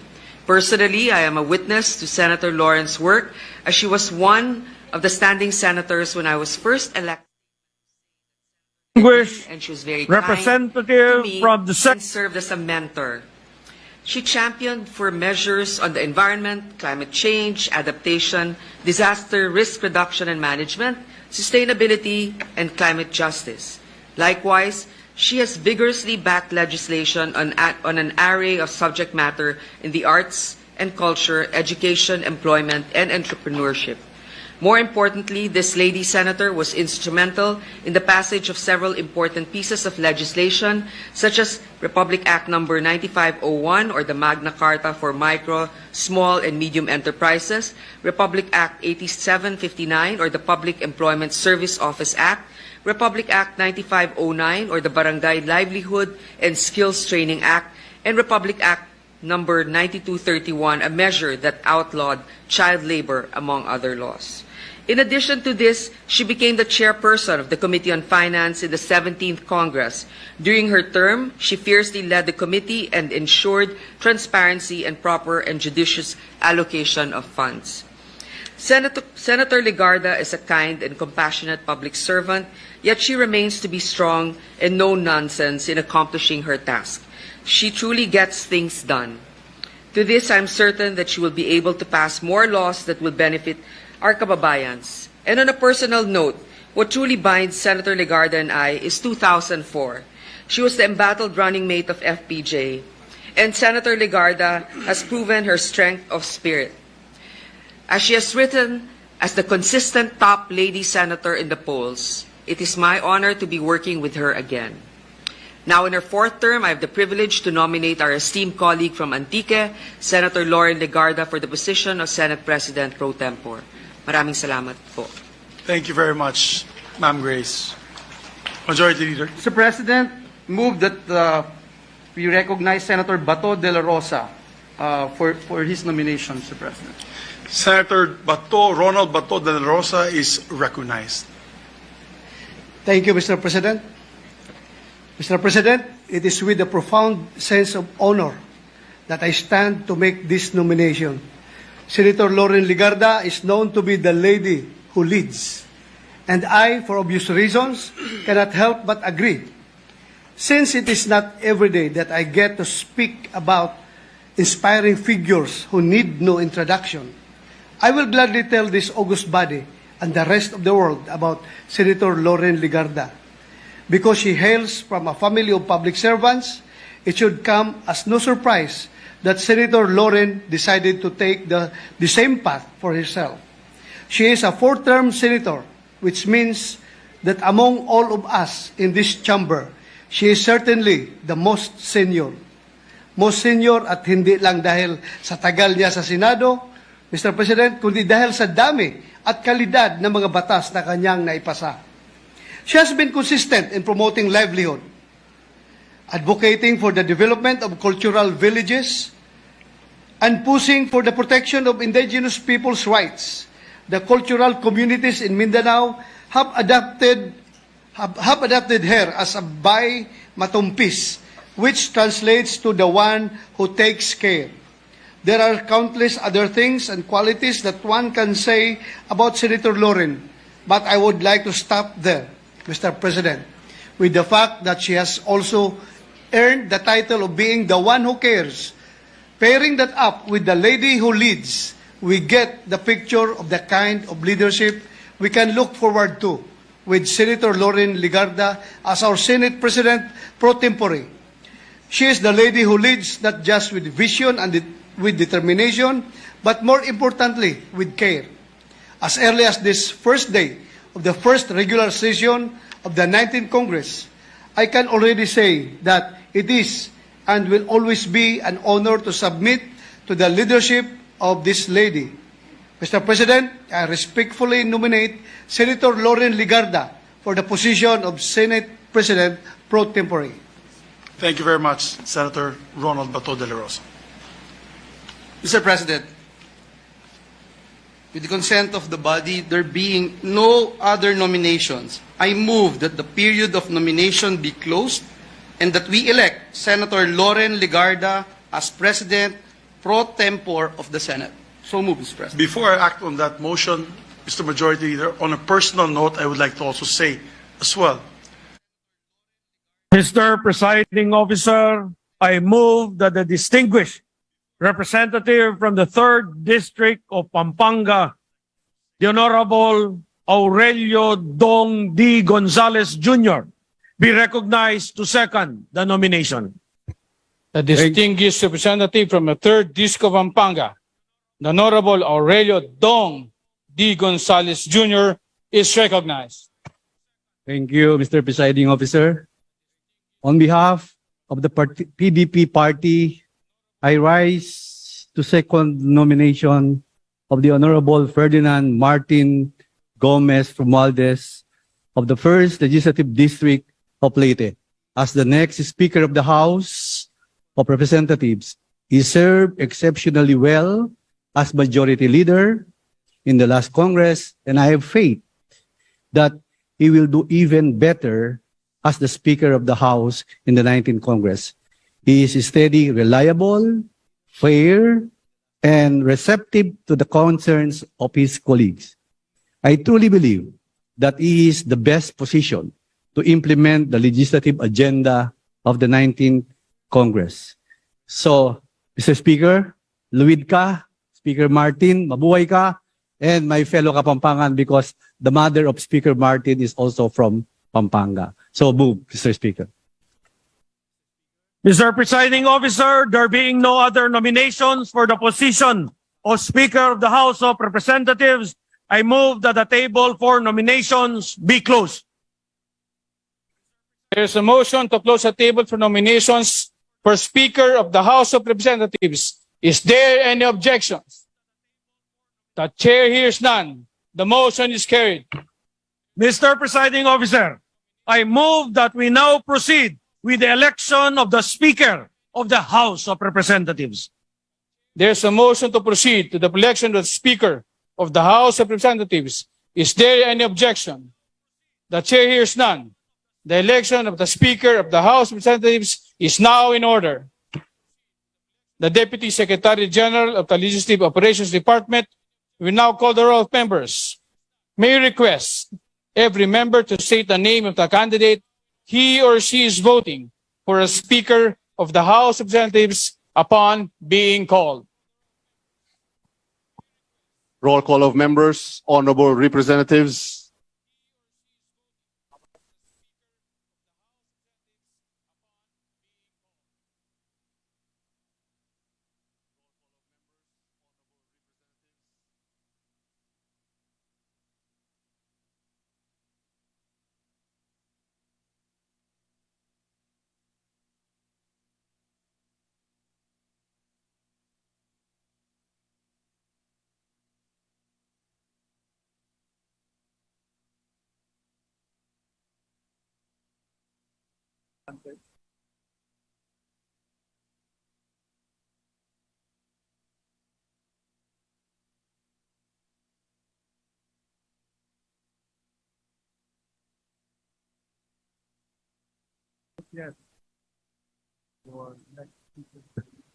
Ferdinand Martin Romualdez.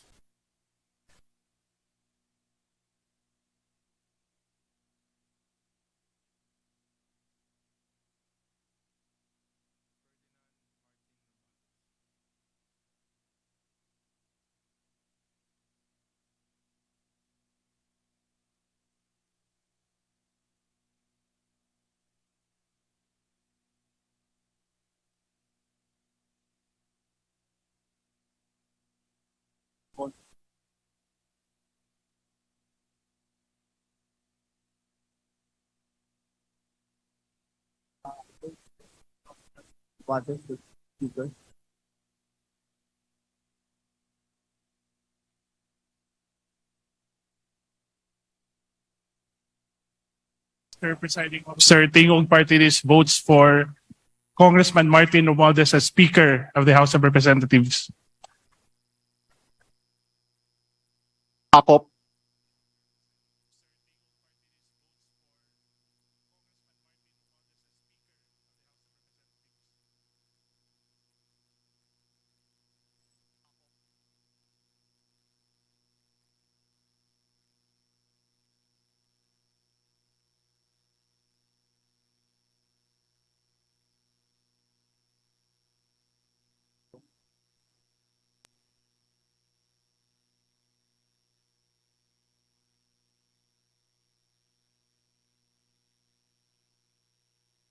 Assalamualaikum warahmatullahi ta'ala wabarakatuh.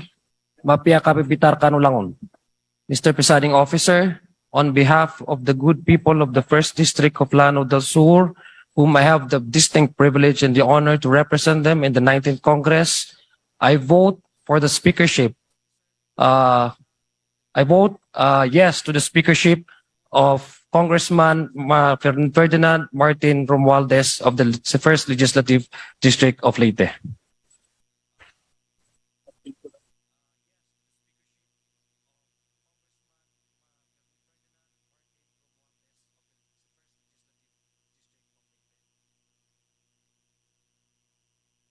Sir, in behalf of the 3rd Legislative District of Cavite, I vote for the Honorable Martin Romualdez for Speaker. Thank you.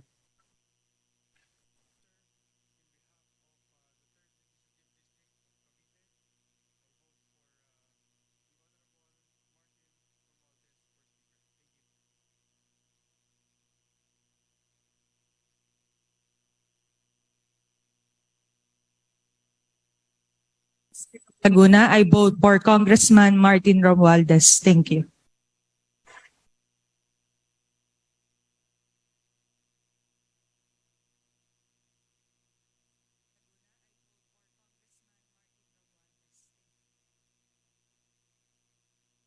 On behalf of the 1st District of Bukidnon, it is my honor to cast my vote for Representative Martin Romualdez for Speaker of the House of the 19th Congress.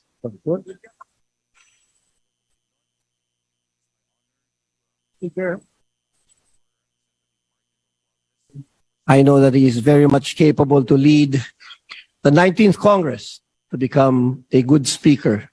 And I dare even to say for the future that the next speaker of the 20th, I vote for Congressman Martin Romualdez for Speaker.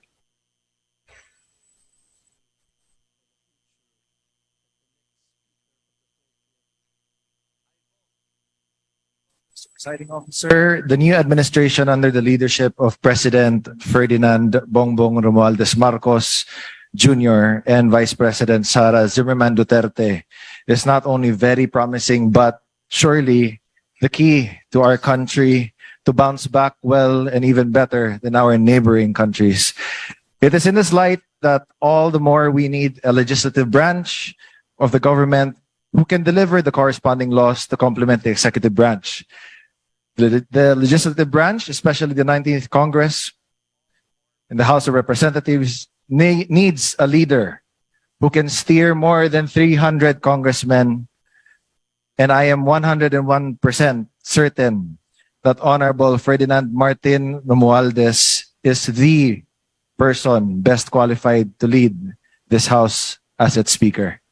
Thank you, Mr. Presiding Officer. Almonte.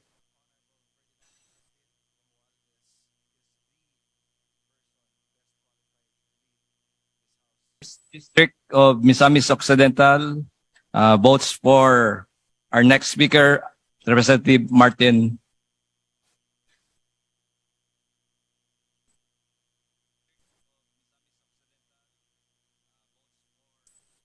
Of the Lone District of Binyan, I vote Representative Ferdinand Martin G. Romualdez as Speaker of the 19th Congress. Thank you, Mr. Speaker.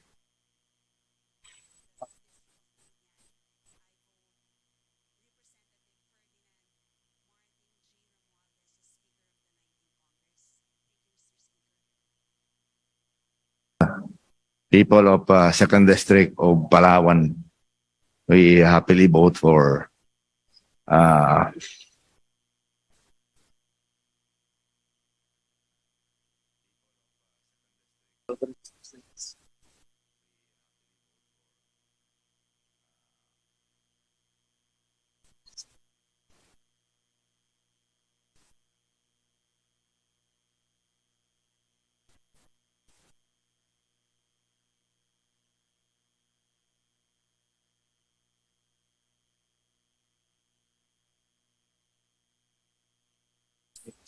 Sir, I vote for Congressman Ferdinand Martin Romualdez as Speaker of the House of Representatives.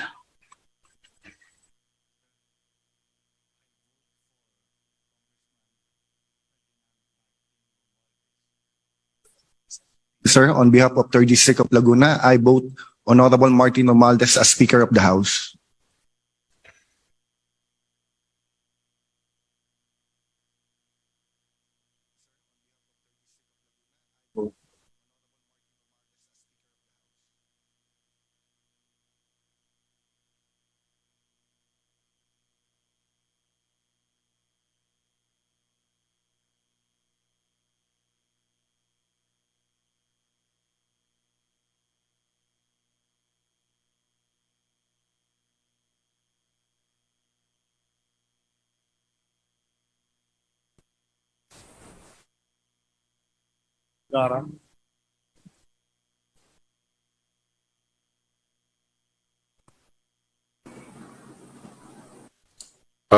On behalf of the people of Aurora, Representative Romel Angara votes for Martin Romualdez as the next Speaker of our 19th Congress. Thank you.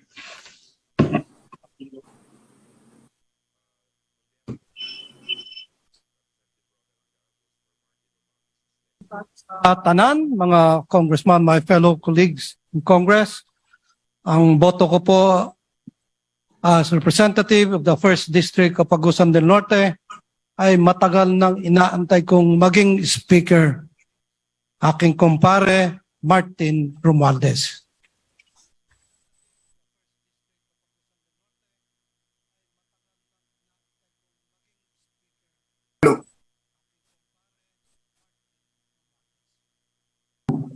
Our vote is for Congressman Martin Romualdez. Arenas.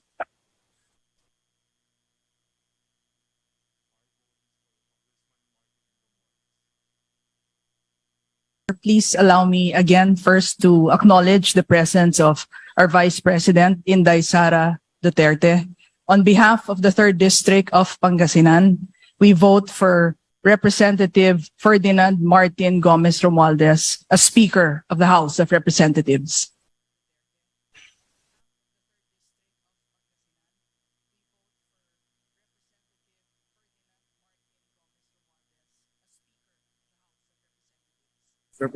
Sir, from the 3rd District of Quezon Province, I vote yes for the next Speaker of the House, Representative Martin Romualdez. My vote is yes. Thank you.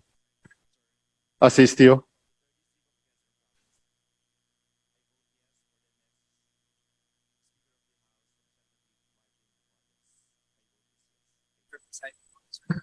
As the representative from 3rd District of Caloocan City, my vote is for Speaker Martin Romualdez.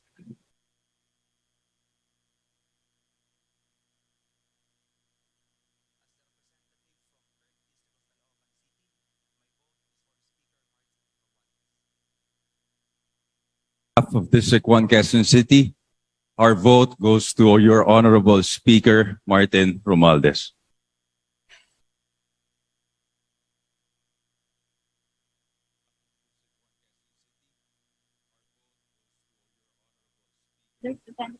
And District of Bohol, I vote yes for Congressman Martin Romualdez as the Speaker in the 19th Congress in the House of Representatives. Thank you.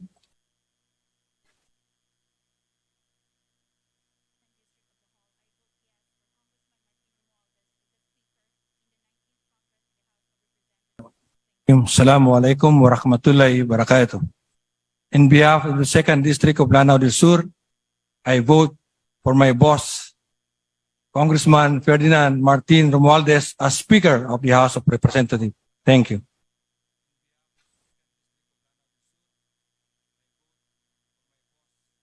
On behalf of the 2nd District of the Province of Ilocos Norte, our vote is for Congressman Martin Gomez Romualdez.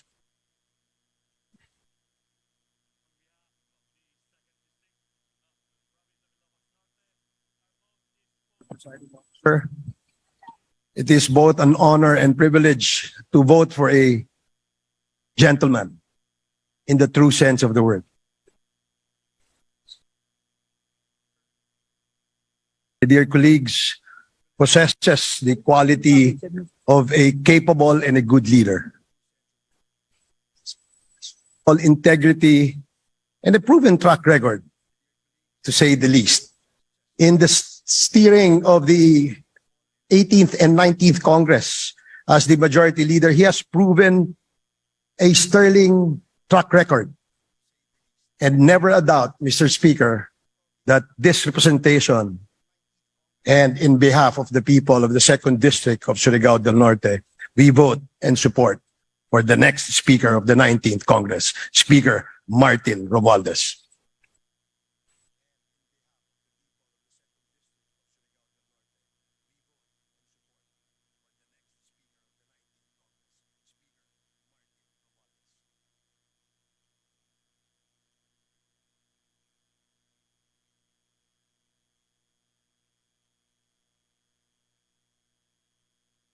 Of Iloilo City, my vote for the friend, true friend,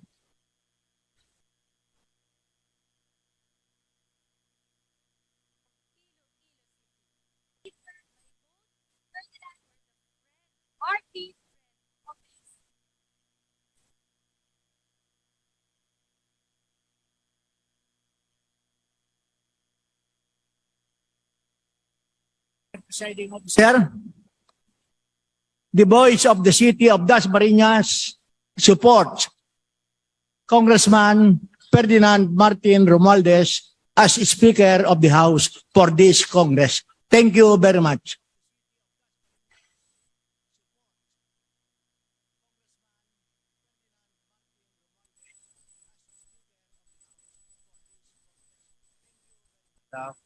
The 1st District of Agusan del Sur,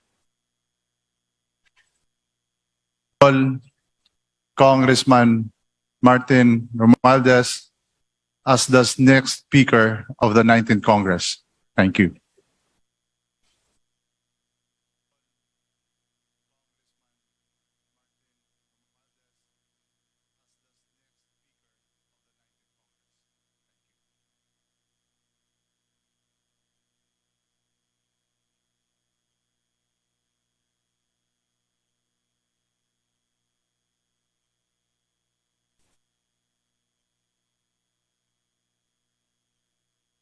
Dumper PTDA party list.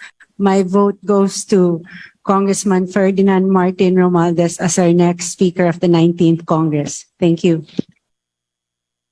Benitez, Mr. Presiding Officer, on behalf of the 3rd District of Negros Occidental, our vote is for our friend Martin Romualdez as the Speaker of the 19th Congress.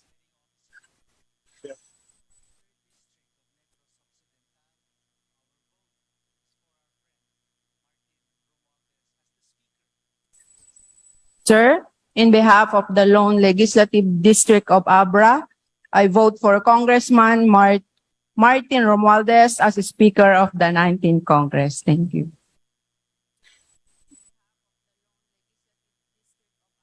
Presiding Officer, the first district of Capiz votes for Congressman Martin Romualdez as Speaker of the House of Representatives.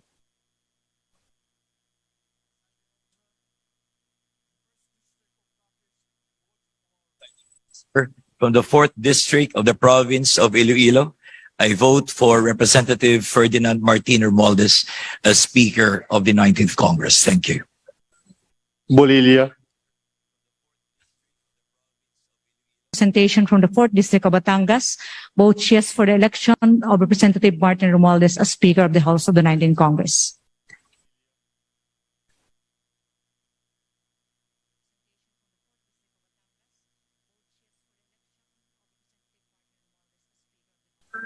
Half of the 4th District of Pampanga, we are honored to vote for our Kabalen, the Honorable Ferdinand Martin Gomez Romualdez as the Speaker of the House. Salamat po.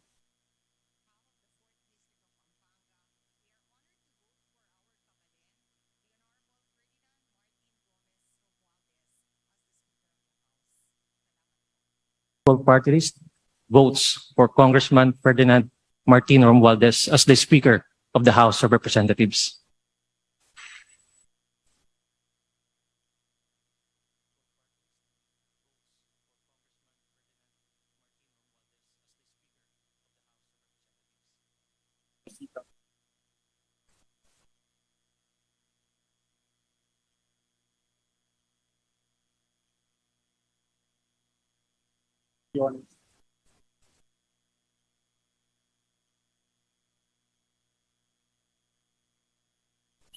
Sir, on behalf of AGA Party List, I vote for Honorable Congressman Martin Romualdez as Speaker of the House of Representatives. Thank you. Brosas, Mr. Presiding Officer, this representation from Gabriela Party List abstains.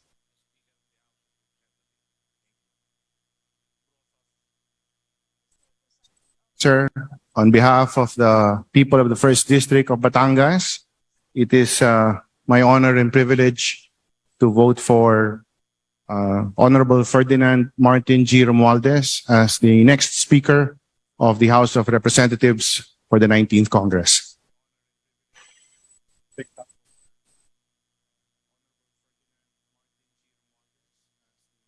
District of Apayao, I vote for Congressman Martin Romualdez.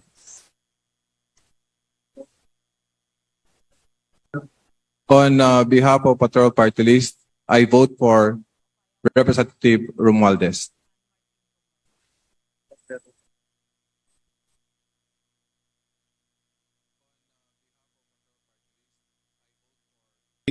Mr. Presiding Officer, in behalf of the people of the 3rd District of Albay, I vote for Congressman Martin Romualdez for Speaker.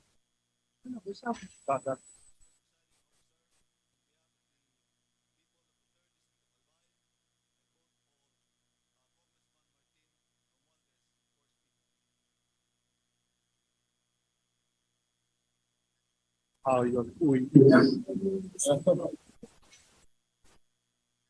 behalf of the 2nd District of Caloocan City, this representation is voting for Representative Ferdinand Martin Gomez Romualdez to be the Speaker of the 19th Congress. Thank you.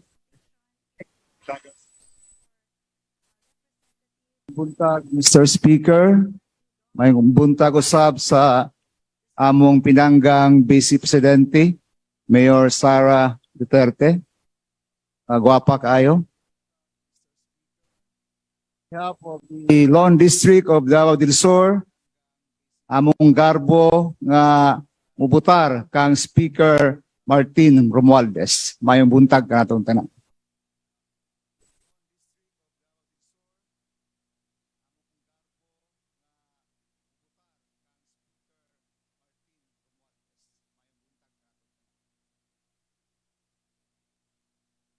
Romualdez, Speaker of the House of Representatives. Thank you, Mr. President.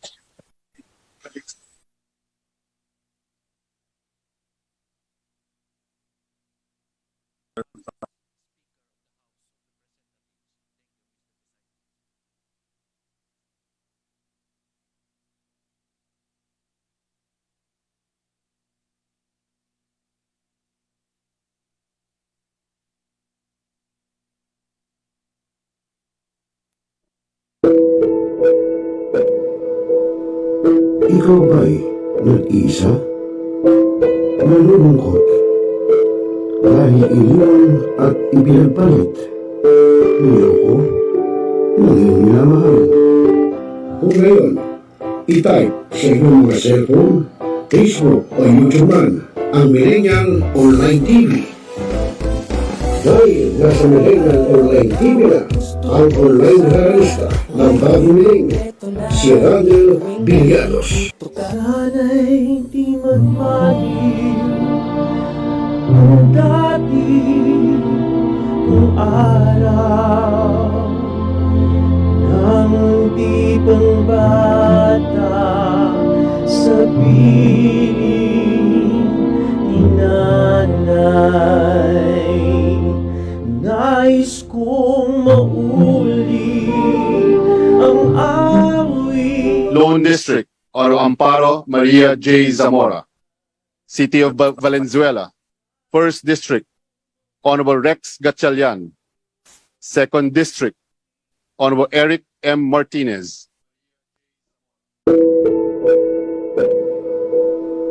Ikaw ba'y nag-iisa? Malulungkot? Dahil iniwan at ipinagpalit? Niloko? Naging minamahal?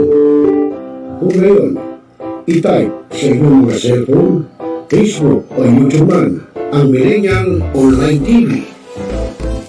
Dahil nasa Millennial Online TV na ang online realista ng bagong milenyo, si Randall Villanos. Sana'y di magmahil kung dati kung araw nang di pang bata sa piling ni nanay.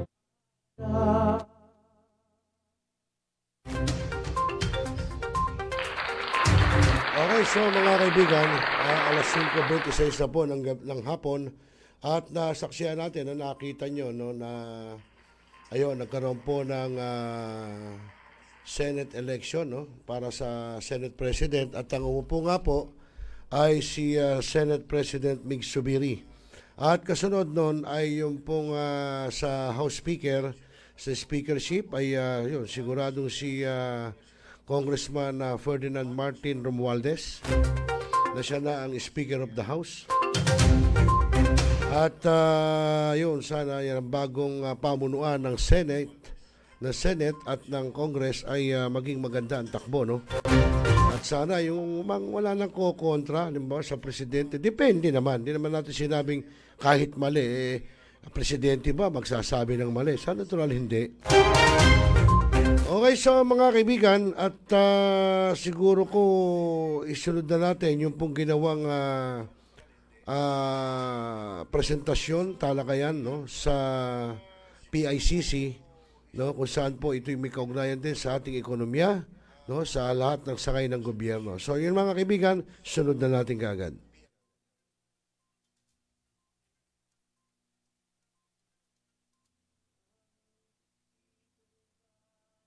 Lone District, Oro-Amparo, Maria J. Zamora. City of Valenzuela, 1st District, Honorable Rex Gat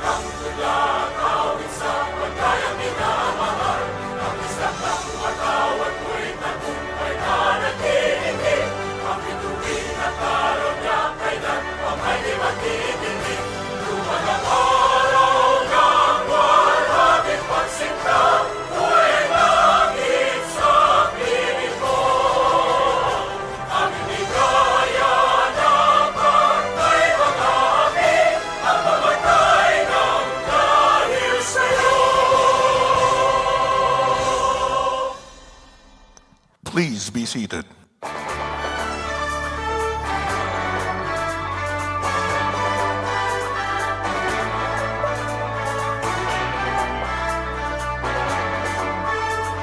Good morning, everyone. Let us welcome our moderators for today. Department of Budget and Management Undersecretary Margo Salcedo and Bangko Sentral ng Pilipinas Managing Director Antonio Joselito Lambino II. Good morning, everyone. Magandang umaga po. Good morning, everyone. Members of the Diplomatic Corps led by Archbishop Charles Brown, members of the Cabinet, government officials, distinguished guests, friends, ladies and gentlemen, welcome to the Post-State of the Nation Address Economic Briefing. Good morning, Margo. This event serves as the first national economic briefing under the administration of President Ferdinand Marcos Jr. and is a follow-up to his State of the Nation address yesterday. And this event will be anchored on the theme of economic recovery and transformation. It will also highlight the Marcos administration's socio-economic agenda. Key government officials from the economic, infrastructure, and human development and poverty reduction clusters are here today to provide more detail on the government's plans and programs. So to formally open our program, may we call on stage the chair of the government's Economic Development Cluster, none other than Secretary Benjamin Diokno of the Department of Finance.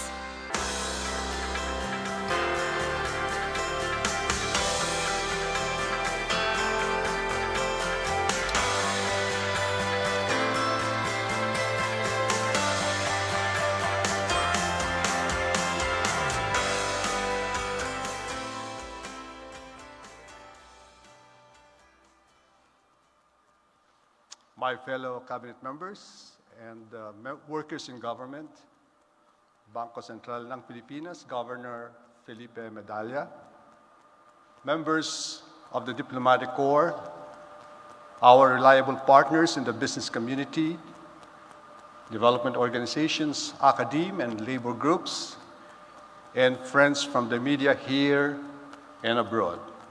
Good morning. Thank you for coming to the first post-State of the Nation Address Economic Briefing. The Philippines' solid macroeconomic fundamentals, reinforced by structural reforms, enabled us to withstand the harsh effects of the pandemic and chart a clear path to recovery. It is on this firm ground that the Marcos administration commits to build a robust economy for a faster, greener, and more inclusive growth that benefits all Filipinos. Our growth prospects are bright. The economy is expected to expand by 6.5 to 7.5% in 2022 and 6.5 to 8% from 2023 to 2028. Analysts consider our near-term growth projections to be the highest among the ASEAN plus 3 countries, which include Japan, South Korea, and China. Investor confidence has continuously improved. Last year, our foreign direct investment inflows reached a record high of $10.5 billion US. For the first 4 months of this year, FDI inflows already amounted to $3.4 billion US, up by 12.1% from the previous year's level.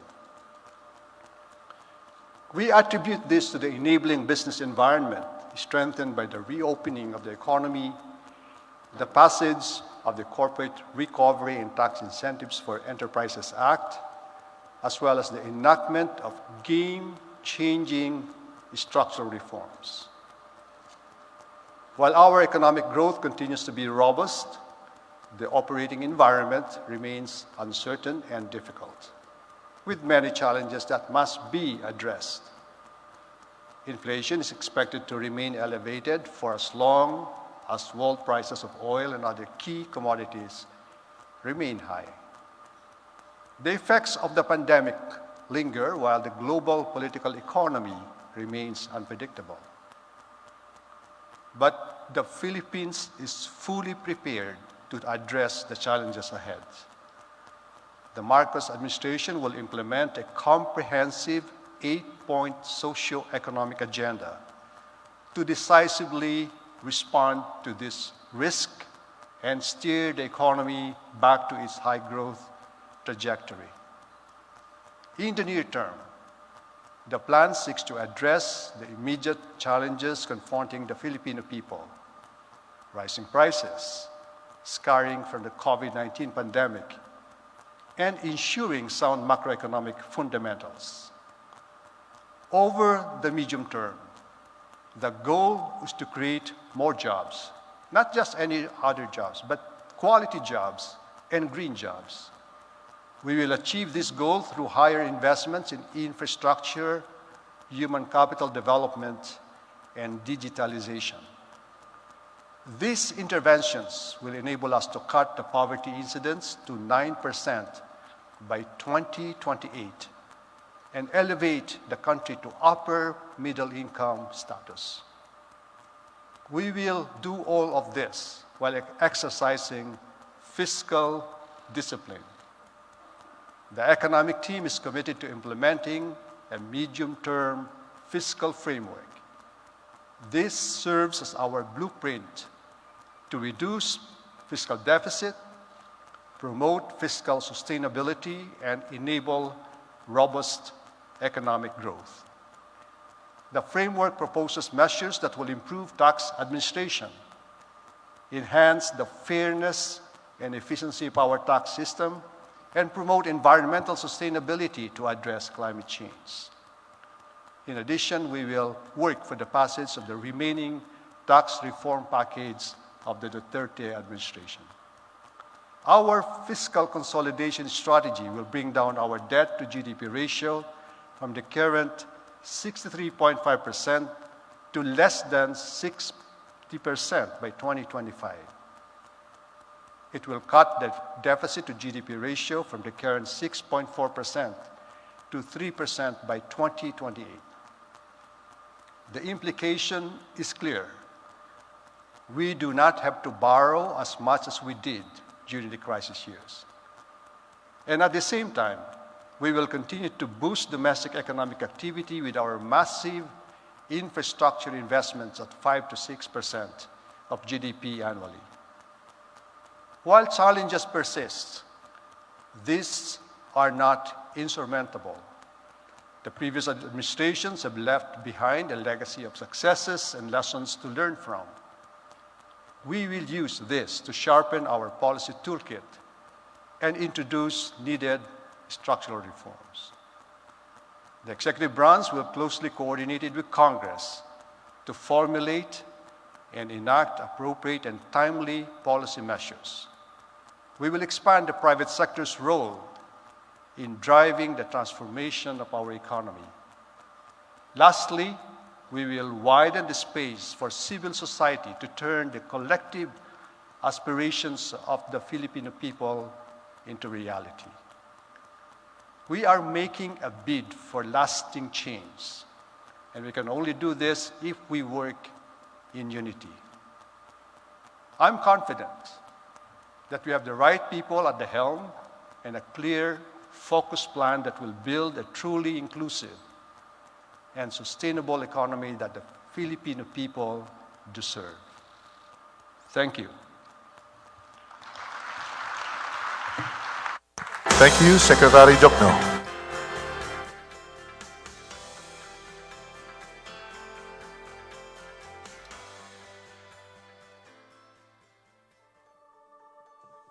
Sa pangarap na maging mapayapa ang ating bansa, ang pangarap nyo ay pangarap ko. Sa pangarap na maging maunlad ang ating bansa, ang pangarap nyo ay pangarap ko. At sa pangarap na maging mas masinang ang kinabukasan natin at ng ating mga anak, ang pangarap nyo ay pangarap ko. The robust growth witnessed during the first quarter of 2022 propelled the Philippines to become one of the fastest-growing economies in the ASEAN region. The new administration of President Ferdinand Marcos Jr. is keen to sustain the country's economic growth momentum.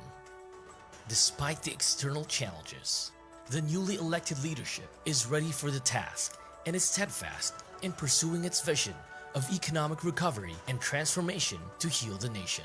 We live in difficult times, brought about by some forces of our own making, but certainly also by forces that are beyond our control. But we have, and we will continue to find solutions. The medium-term fiscal strategy of this administration seeks to attain short-term macro-fiscal stability while remaining supportive of the country's economic recovery and to promote medium-term fiscal sustainability. Measurable medium-term macroeconomic and fiscal objectives include 6.5 to 7.5% real gross domestic product growth in 2022, 6.5 to 8% real GDP growth annually between 2023 and 2028, 9% or single-digit poverty rate by 2028, 3% national government deficit to GDP ratio by 2028, less than 60% national government debt to GDP ratio by 2025. At least $4,256 income per capita and the attainment of upper middle income status by 2024.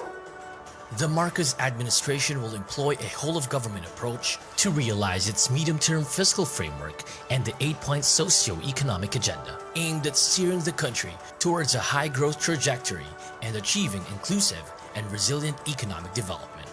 Our first priority is to address the most pressing concerns of our people, rising inflation and economic challenges brought about by the pandemic. We have a focused and clear plan of action to sustain strong-based growth for the next 6 years.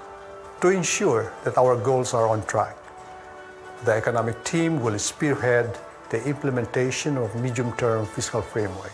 This framework serves as our blueprint to reduce the fiscal deficit, promote fiscal sustainability, and enable robust growth. The framework proposes policies that will enhance the fairness and efficiency of our tax system, bolstered by the full digital transformation of our revenue agencies. Instituting policies that will steer the economy towards a high and sustainable growth trajectory that is resilient to shocks or crisis is imperative. We aim to rapidly reduce poverty to a single-digit level by 2028 by shepherding the formulation of socioeconomic strategies, plans and programs, supporting creation of more jobs, better jobs, and resilient jobs. The road to our country's socioeconomic transformation demands policy interventions that will elevate our potential for inclusive growth and promote the welfare of the most vulnerable Filipinos. We shall push for these necessary measures as we build on foundations laid by past structural reforms. These serve as a springboard for recovery from the COVID-19 pandemic and a path to sustainable economic development.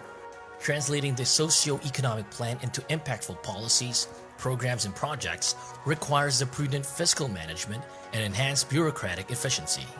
We are one with the President and vow to contribute to the pursuit of economic prosperity where no one is left behind.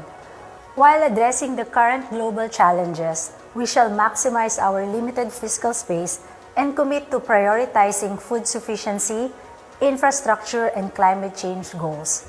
And we will do so with complete integrity, competence, and diligence. To strengthen integrity, prevent corruption, expedite interagency coordination, and ensure immediate delivery of public goods and services, we shall also expedite the digitalization of our public financial management system and the reforms on the procurement process and law. We will also right-size the bureaucracy, empower our local government through full devolution, and make strategic expenditures in high-impact capital initiatives to provide additional stimulus. The government will focus on promoting competitiveness and productivity of industry, especially of micro, small, and medium enterprises, and protecting consumer welfare. We in the Department of Trade and Industry are committed to enabling small businesses, promoting export-oriented industrialization, and empowering and protecting consumers. Through innovation-driven programs, we will help small businesses operate efficiently, reduce costs, and earn profits while they produce quality and affordable products. Our industrialization efforts will focus on 3 priority clusters that have immense potential for growth in the country, namely industrial, manufacturing, and transport cluster, technology, media, and telecommunications cluster, and health and life sciences cluster. DTI will continue to push for immediate ratification of the Regional Comprehensive Partnership Agreement and negotiate for other trade agreements to attract more foreign investments, enhance access to strategic markets, and diversify our country's exports. Consumers' interests will continue to be front and center in our work. DTI will enhance the rights of Filipino consumers and help ensure that Filipinos have affordable and adequate access to basic needs. In addition to effective, efficient, and prudent fiscal management, macroeconomic stability will also be supported by sound monetary policy. On our part, BSP will remain committed to our core mandates of price and financial stability and promote financial digitalization and inclusion to continue providing an enabling environment for inclusive and sustainable economic growth. As an inflation-targeting central bank, our objective is to bring inflation back to within 2 to 4% target range. The BSP has already tightened its monetary policy settings through interest rate hikes, and we stand ready to take further action if necessary. At the same time, we continue to back non-monetary interventions by national government to reduce supply-side pressures on inflation. Under our digital payments transformation roadmap, by 2023, we aim to first, digitalize at least half of the financial transactions, and second, for at least 70% of Filipino adults to own transaction accounts. The roadmap includes strategies and initiatives to facilitate the development of an efficient, inclusive, safe, and secure digital payments ecosystem. Despite many challenges, our future remains bright. With decisive new leadership, a more progressive and inclusive economy is within reach. To my fellow Filipinos, I do not intend to diminish the risks and the challenges that we face in this turbulent time in global history. And yet, I see sunlight filtering through these dark clouds. We have assembled the best Filipino minds to help navigate us through this global crisis that we are now facing. We will endure. Let our Filipino spirit ever remain undimmed.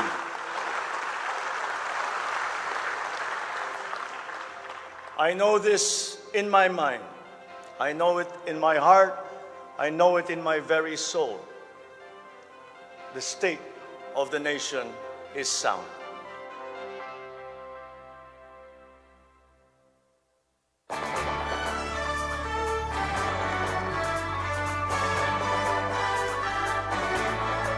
Thank you to all who prepared that next day edit audiovisual presentation on the administration's socio-economic agenda.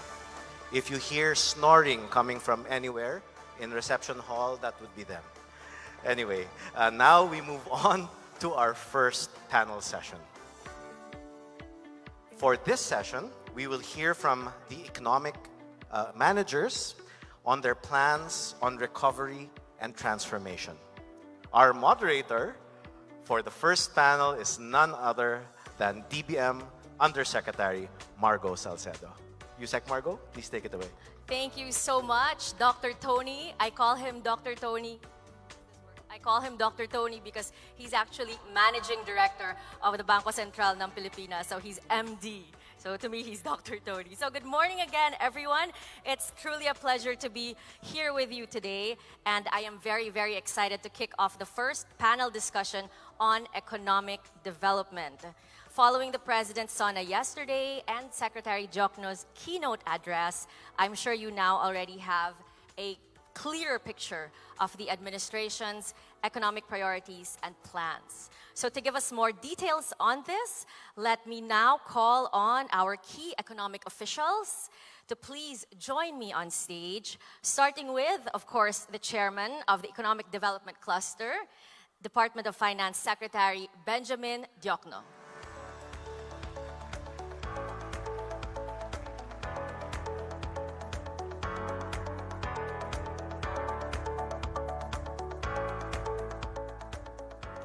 Secretary Jokno will be joined by Bangko Sentral ng Pilipinas Governor Felipe Medalla.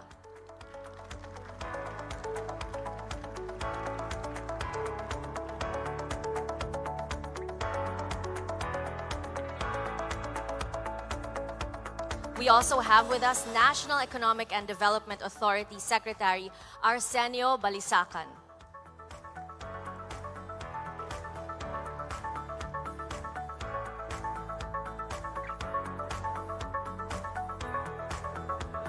And we also have with us Department of Trade and Industry Secretary Alfredo Pascual.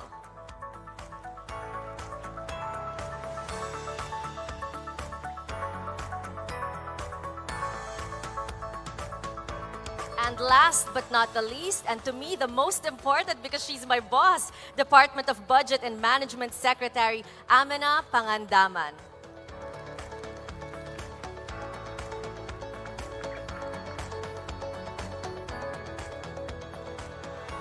And so now I will be joining our distinguished panel. Before anything else, could we please check our mics if our microphones work? We would not want to miss a word that any of you would say. Hello. Good morning, good morning. Can everyone say good morning? Good morning. Good morning, ma'am. So before good morning, any... good morning. Good morning. Morning. Wasn't that an amazing, electrifying, empowering State of the Nation address yesterday? Maybe just for a backgrounder for our audience today, in case you missed the hour and a half very empowering speech of President Ferdinand Marcos. One of the highlights, shall we begin with this?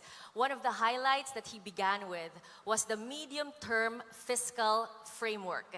And he said that we will be having a medium-term fiscal strategy that has an 8-point socio-economic agenda. So we have with us our NEDA Secretary.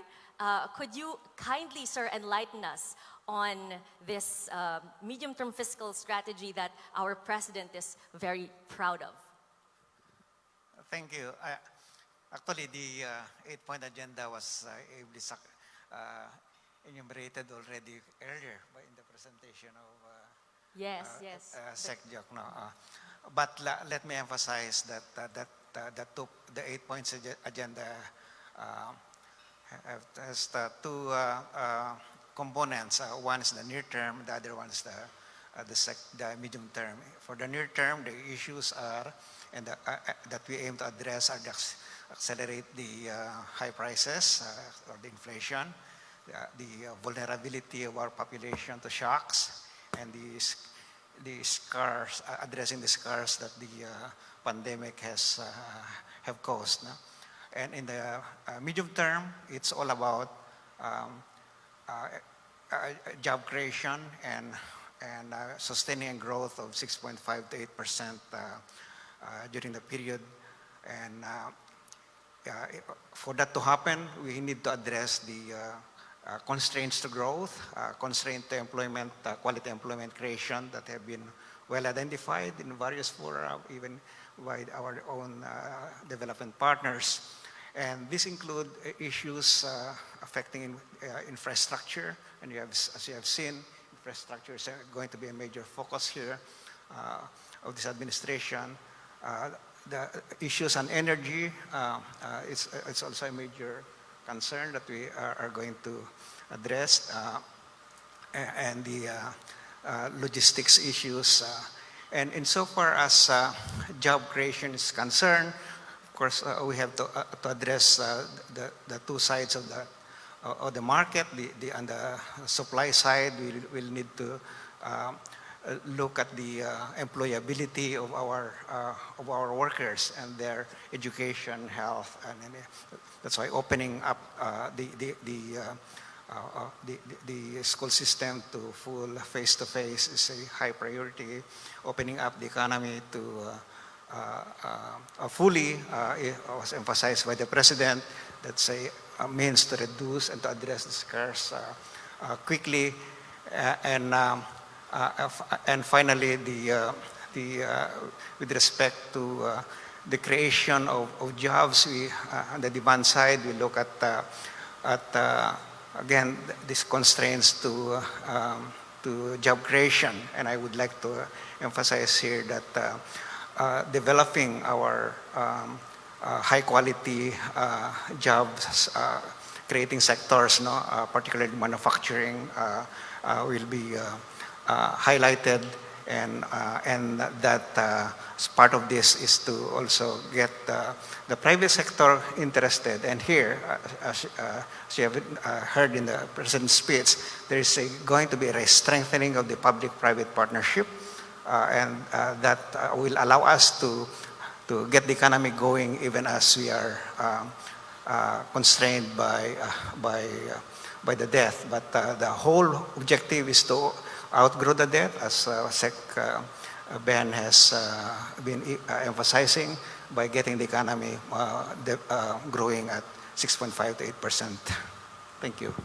Thank you, sir. That's very optimistic, but you did mention economic constraints, and so may we ask our Bangko Sentral governor, considering that the president himself acknowledged that we need economic recovery, and he also mentioned inflation rates. How will the current inflation and policy rate affect the outlook on monetary and financial stability vis-a-vis economic growth?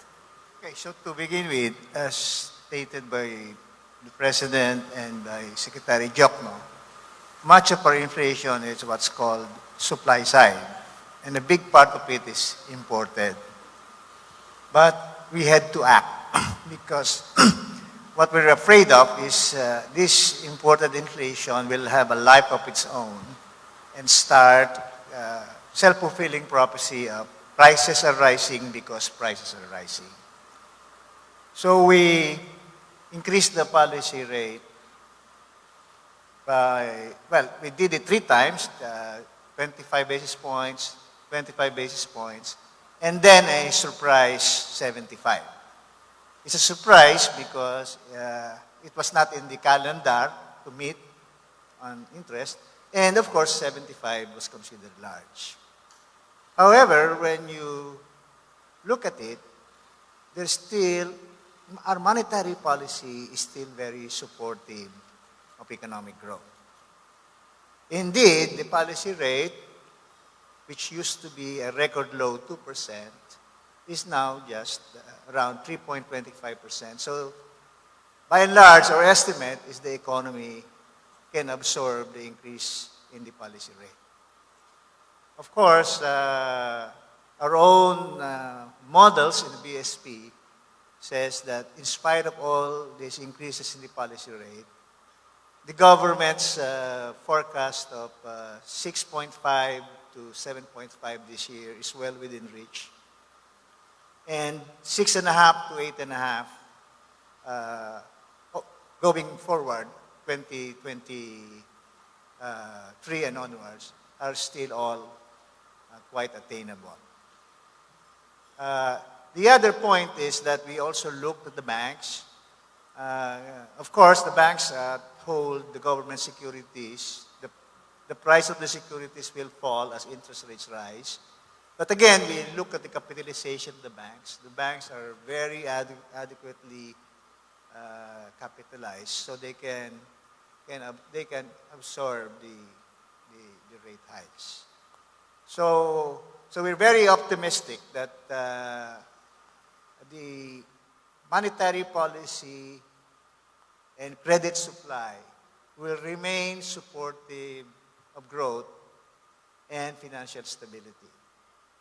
So going forward, of course, there is so much uncertainty, but we stand ready to make the necessary adjustments so that balancing between maintaining and sustaining growth and ensuring financial stability on the one hand and price stability on the other will all be achieved. Of course, this year we will not meet our 2 to 4% target. Inflationary forces outside the Philippines are just too high. Indeed, even countries with very low inflation in the past, like Singapore, of course, the United States and the EU, are actually experiencing even higher inflation than we are. And as stated, the government is also undertaking measures that will protect the vulnerable. And in addition, the supply side measures, like the government is relaxing import restrictions so that imported supply can augment domestic supply. Thank you so much, sir. And so now we live in uncertain times globally, but thankfully we have economic geniuses in our midst, including the former central bank governor, now finance secretary Ben Jokno, who helped us not only survive but thrive throughout the pandemic. So, sir, President Marcos in his State of the Nation address yesterday said that we have and we will find solutions. And one of the solutions that he mentioned was making the Philippines an investment destination. So with that, he said that he will continue the Build, Build, Build program that was started during the Duterte administration. And in fact, now it will become Build Better More. I had to think about that for a while because it's actually BBM. It's so clever. Build Better More. So as we continue to do infrastructure development spending at 5 to 6% of GDP for the next 6 years, does the government have the fiscal space for its infrastructure development program? And how does the government plan to fund such a massive infrastructure program? The short answer to that question is yes. We have the fiscal space, and I have several reasons for the optimism. Number one, the Duterte administration left this government a sound tax system. It's a much better tax system than he inherited from the previous administration. And we will enhance the improved tax system. So that will give us more revenues. Number two, as mentioned by the President, we will right-size the government so that the government will be in a much better shape and we can do much more with less. So we'll have some efficiency gain as a result of that. Number three, when the Duterte administration came in, we don't have a list of ready-to-implement projects. Now the Duterte administration is leaving us some easily 200 ready-to-implement projects. Okay, so with the game-changing reforms such as the Public Service Act, we can actually use the public-private partnership to enhance implement some of those projects. So we will maximize our gain from the new legislation. And number four is that because we feel that this is our moment, the Philippine economy can move much faster this time compared to other stages in our economy. And so a stronger economy means more revenues down the road. Thank you. Muntik na ako kumanta, sir. This is our moment. Okay, I'm just trying to wake everybody up. Okay, speaking of the solutions that President Marcos mentioned in his State of the Nation address yesterday, aside from making the Philippines an investment destination, another solution that he mentioned was what Secretary Jokno mentioned, which is having efficiency gains. And then he went on to talk about his legislative priorities, and those went straight to the priorities as well of our Budget Secretary, Amina Pangandaman. So ma'am, what are the priority budget reforms of the Marcos administration, and how will the administration ensure inclusivity in the national budget preparation? So maybe we'll go to the legislative priorities of President Marcos and how these align with yours. Thank you, Yusek Margo. You know, we are very lucky to have a president who is attuned and at the same time committed to advocate real reforms, both economic and structural. So two of the major legislative reforms, part of the top 19, is the right-sizing bill and the cash-based management. It's the Budget Modernization Act. As previously mentioned, the right-sizing bill will help our bureaucracy have an agile, efficient, responsive, and technology-driven workforce. So it is not actually a mass layoff of government workers. It is actually giving it more efficient to be able to service the people. And then second, it's the cash-based budgeting or the budget monetization system.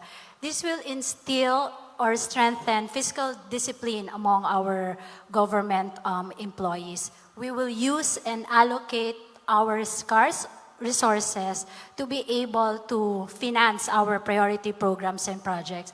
We will ensure that every peso in our GAA will be spent and implemented timely. Thank you. Thank you, ma'am. And then another solution that President Marcos mentioned was developing a Philippine brand that we can be proud of. Although he actually mentioned it to segue to the Department of Tourism, I think this is also very relevant, sir, for the Department of Trade and Industry, especially as we have many MSMEs who are creating their own Philippine brands that we are all very, very proud of. So maybe for Secretary Pascual, we could ask, MSMEs represent a major growth area in the Philippine economy. How can DTI build their business amidst the digital revolution, and how can SMEs be encouraged to think global? Well, we've heard our colleagues talk about the macro economy. Let me just try to address some of the meso and micro challenges that we're facing and the programs that we have lined up to address these challenges. The matter of the Philippine brand is very important if we are promoting Philippine exports. And of course, you mentioned already attracting visitors for tourism. We will work on that. We have the creative industry law that's coming up, and that could help us develop the Philippine brand. Now, I would like to also talk about the need for the country to industrialize already, to give that focus on industrialization. Before I go to MSMEs, I'd like to talk about the work we intend to do to develop industries so that we can create quality, higher quality, and higher paying jobs for Filipinos. And the video already focused on the 3 clusters of industries that we are going to look at. We need to address, of course, the constraints. There are structural and systemic constraints. Energy cost is one, and that, based on the speech of the President, will be addressed by going renewable and consider the adoption of nuclear energy in the Philippines. Now, the other challenge, of course, is the cost of logistics, and that will be addressed by the PPP and other infrastructure projects that the government will implement, as well as organizing our logistics sector, which are so fragmented at the moment. I met with them last week, and we have agreed, to coordinate more so we can avoid the so many transfers of goods that that make logistic costs go up. The other area of industrialization is in the emerging field, and we're lucky to be a source of green metals like nickel, cobalt, and copper. Unfortunately, we have been selling these metals as ores. We are exporting these metals as ores, and we are not able to maximize the value addition. We need to move towards further processing of these ores so we are able to generate more value addition locally before we export the metals. These metals are critical in the new industries, particularly in the manufacture of batteries that go into electric vehicles, into hyperscalers devices. So it's going to be it is and going to go into higher demand product or products that will be needed for these emerging industries. In the health sciences, I think the President mentioned about generic medicine. That's something that we're going to encourage, either to be provided to us by multinationals, but formulated and manufactured in the Philippines through tolling arrangements with the local companies. But we are also encouraging our local pharmaceutical industry to go into more production of generics. Now, on MSMEs, the 3 things we're making sure that they will have are market access, technology, and finance. And through digitalization, we hope to be able to provide these 3 things. We are developing e-commerce platforms in addition to the very popular e-commerce platforms that we know about. This will be dedicated to MSMEs, and this will surely provide them access to a wider market locally and hopefully in the global arena as well. On technology, we are very keen on helping our MSMEs to be driven by science and technology, and through that be able to introduce innovation together with digitalization, that these 2 will be the formula for their success. And hopefully we will be seeing our MSMEs graduating from micro to small, from small to medium, and medium to large. But they have to be competitive, both locally and globally. In fact, being globally competitive is also important locally because our borders are open. We're importing a lot of goods against which local production has to compete. So our MSME should be globally competitive in the local market as well as in the global market. Thank you so much. By the way, the financing, with digitalization, financing will be almost automatic because with digitalization, the accumulation of transaction data will be available and can be the basis for credit scoring, and with the credit score, financing can be handled by financial institutions. Thank you. More efficiency gains. So thank you so much, sir. So inspired. I'm starting a business today. Okay, so now you mentioned President Marcos's statement yesterday about how he will be tapping multinationals for pharmaceuticals. And in that respect, we recognize that the importance of the private sector. And so if we may ask the Finance Secretary once again, what areas of partnership or collaboration can the private sector endeavor to support the plans and programs of the Marcos administration? So we have a recently approved law, for example, the Public Service Act that will open up private sector participation, international investment in telecommunication, toll roads, shipping, etc.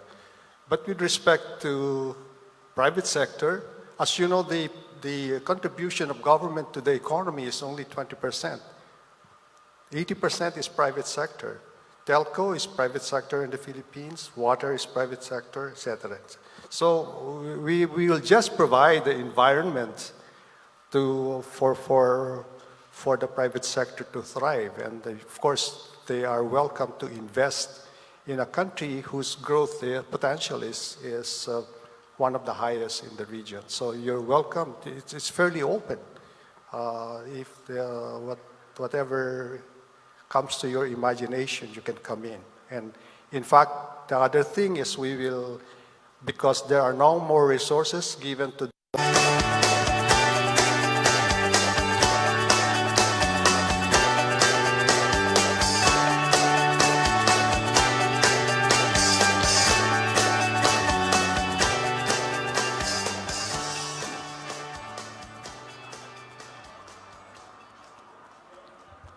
Thank you very much, Director Tony.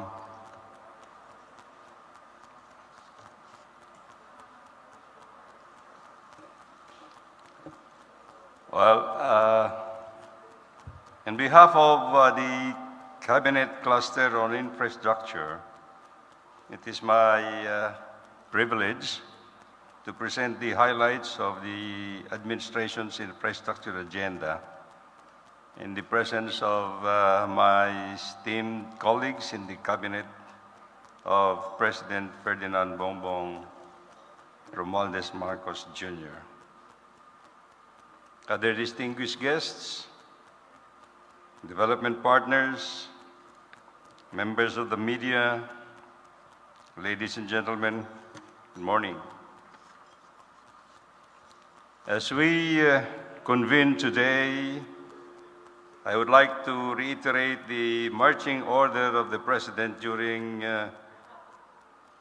his statement of the Nation Address yesterday, that under his administration, the infrastructure development program will be pursued relentlessly. We will continue what has been started under the Build, Build, Build program of the past administration and must not only continued, but whenever possible, be expanded. As the President said, the infrastructure program will be very vital to support national government efforts to push the revival of economy which has slumped due to COVID-19 pandemic. This is the foundation that we will build upon. As the President pronounced, we must keep the momentum and aspire for build better, more, PBM, and faster. The infrastructure projects that are ongoing and even those in the pipeline set for implementation will surely be the priorities of this administration. The idea is to hasten project implementation, finish the projects at the earliest possible time so that the Filipino people may reap its benefits immediately, especially at these crucial times when unemployment remains a dilemma by many. Also, in the line of government's goal to modernize the country's infrastructure backbone, the sustained rapid growth attract investments and spread economic opportunities for all Filipinos. Consistent with the spirit of unity, we will further strengthen and expand the convergence programs of government agencies in order to optimize the use of resources and maximize the direct and indirect impact of our infrastructure development towards accelerated growth of business and alleviation of poverty in the sectors of tourism, trade and logistics, and most importantly, in agriculture in a comprehensive and integrated manner. We will continue building infrastructure that support the development of priority tourism development, as well as jumpstart the growth of emerging tourism destinations. This should enable areas around the country to better prepare in the resurgence of arrivals of domestic and foreign tourists as the COVID-19 becomes endemic from pandemic. We will build more tourism infrastructure to further enhance the experience and entice tourists to explore and spend more for the benefit of micro, small, and medium enterprises in the localities, creating more jobs and income for everyone. Together with welcoming more travel and tourism activities across the country, we also expect the economic recovery will result to more trade, transport, and logistic activities requiring a wider network of national and local road infrastructure that interconnect economic zones, manufacturing and logistic hubs, and trade centers, facilitating more balanced growth among regions, urban centers, and rural communities. Moreover, the government will further enhance linkages towards seaports, airports, and railway stations to further integrate our infrastructure across modes of transport, supporting all industries across all areas in the country. To ensure food security, the government will be building more inclusive and sustainable farm-to-market roads based on a comprehensive farm-to-market network plan. Also, access the connectivity to priority irrigation areas will be improved. The perennial traffic congestion in highly urbanized areas is a serious problem in the country. The weak connection between the centers of economic activities has been an obstacle to economic development and cause of increasing disparity between urban and rural areas.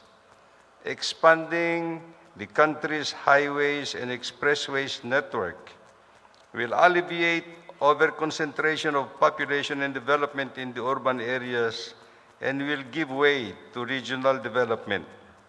The government targets to further increase the country's high-standard highway network and expressways from 510 kilometers to 1,816 kilometers based on the Master Plan of Network Development Phases 1 and 2. Through public-private partnership initiatives, we will continue in our infrastructure program, including but not limited to the Luzon Expressway Network Program, to reduce travel from the Ilocos to the Bicol region from 20 hours to 9 hours. We will prioritize the construction of more bridges across Pasig River, Marikina River, and Mangahan Floodway to improve logistics network of Metro Manila. One of the directives of the President is to unite the nation by connecting the islands. We will see to it that the inter-island mega bridges with ongoing construction will be fully completed and will also ensure early completion of detailed engineering design of other bridges. Safe, seamless, and sustainable maritime transportation for the greater mobility and connectivity of people is also a primary focus of government. Modernized ports and facilities will strengthen the country's navigational safety and maritime security.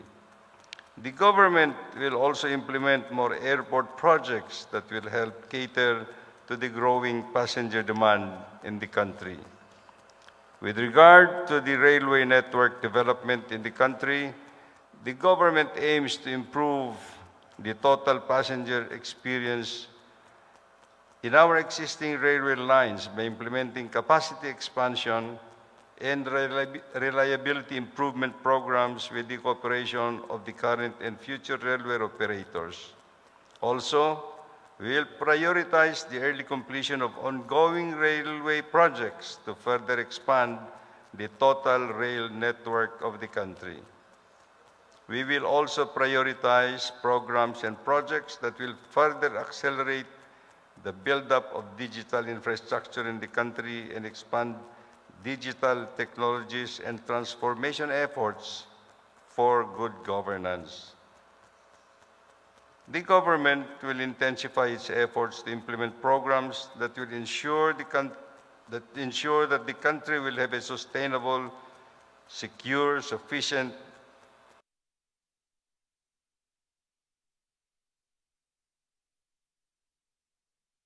accessible energy. And of course, despite all these infrastructure developments, we have to balance progress without compromising the environment. The government will also strengthen its efforts to promote active transport by building more pedestrian infrastructure and bike lane networks. Today, we are taking a huge step forward.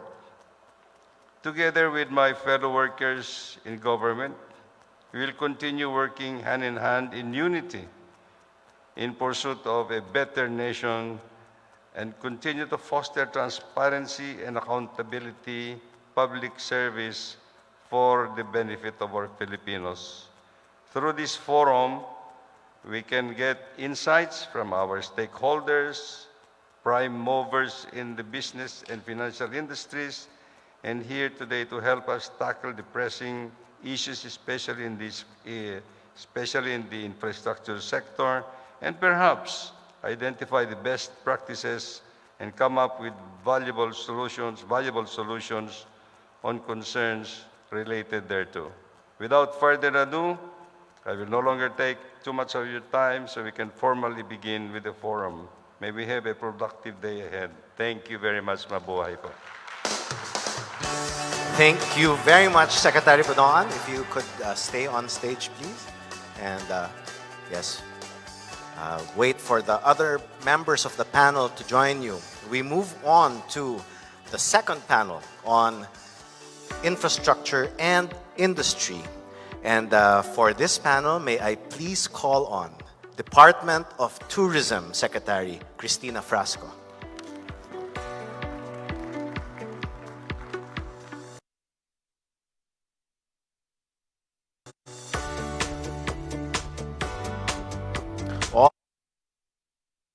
Also, we have Department of Information and Communications Technology Secretary Ivan John Uy.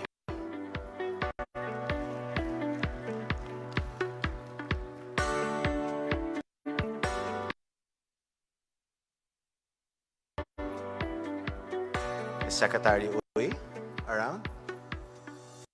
Oh.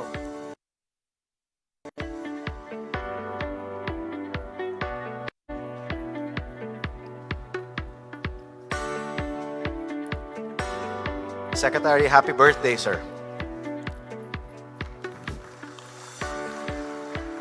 Pinaghanda po namin kayo ng lunch pero it's gonna be a take-home at the end of the event for everyone.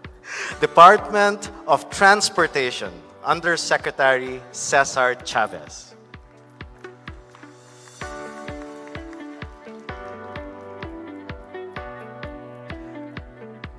Department of Agriculture, Assistant Secretary Arnel de Mesa.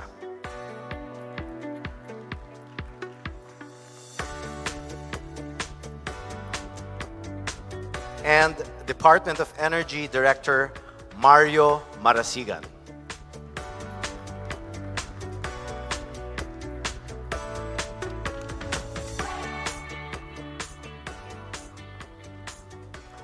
Good morning, sirs and ma'am. Good morning. I'm sure everyone here today is looking forward to hearing about this administration's infrastructure and industry priorities, especially on key sectors such as agriculture, transportation, tourism, energy, and ICT. So let's go straight to that. And please allow me to begin with a question for Assistant Secretary de Mesa.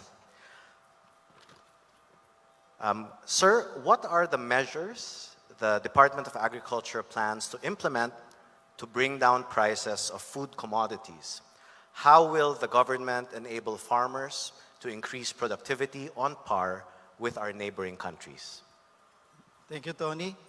Good afternoon to my colleagues, to our guests, and good morning. So for prices, the sharp increase in prices of agricultural commodities, these are brought about by, number one, natural and human-induced calamities, the lingering effects of the COVID-19 pandemic, and the transboundary diseases such as the African swine fever, the avian influenza, and the fall armyworm for corn. And these are all aggravated by the Russia-Ukraine conflict. And to address these increases, as mentioned by the President yesterday in his State of the Nation address, we will be focusing boosting of our key agricultural commodities, the production of key agricultural commodities. This will be supported by the provision of credit and financial assistance. That's number one. Second is by provision of appropriate technologies. We have all these. And by October, we will be launching the Masagana 150 and 200. We are aiming to increase the production, the productivity of our rice for inbred to a level of 7.5 metric tons per hectare, and our hybrid at 10 metric tons per hectare. So that's why it's called Masagana 150 to claim 150 bags and 200 bags for our hybrid. And we are also focusing in giving out targeted interventions to our farmers and fisher folk. We will continue to digitalize the sector by starting with our registry system, the registry system for basic sector in agriculture. We have about more than 12 million farmers and fisher folk. By digitalizing, we will be avoiding duplication in the interventions, and mostly we will be avoiding leakages in the interventions. And in terms of specific programs, we also would like to build as part of the infrastructure the cold examination facility in agriculture. This will be our first border protection so as to prevent the further entry of these transboundary diseases. We want this to be established in Subic, in the Port of Batangas, in Cebu, in Davao, and of course, in Manila International Container Port. And we also would like to strengthen our distribution system. So we should establish regional food hubs. And of course, in the establishment of these food hubs, we want to establish the link from these efficient distribution systems to our Kadiwa centers. And by establishing this, we will be reducing the cost of inputs as well as eventually the cost of prices. Next will be the tapping of renewable energies for our irrigation facilities, example of which is our solar-powered irrigation systems. This can be easily established in less than a month and up to 3 months for bigger projects. And lastly, we also would like to look at the provincial commodity investment plans and as mentioned by the President, to look at the value chain from production, post-harvest facilities up to the consumer level to determine the gaps and constraints of the different stakeholders in the value chain so we can increase the productivity and therefore lower the production costs and lower the prices. Thank you. Thank you very much, ASEC de Mesa. For Secretary Bonoan, what projects are you most looking forward to completing or spearheading as DPWH Secretary?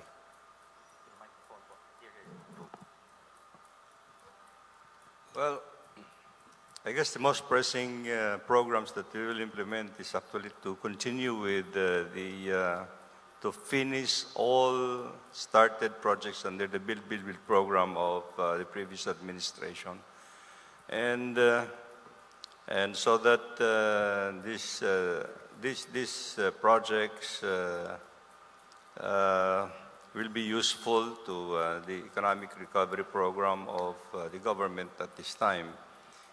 Secondly, we will start with high-impact projects that will continue to improve the transportation system throughout the country and especially to address actually transport or traffic bottlenecks in the urban areas as well as along the interregional connections for more unimpeded travel to the areas.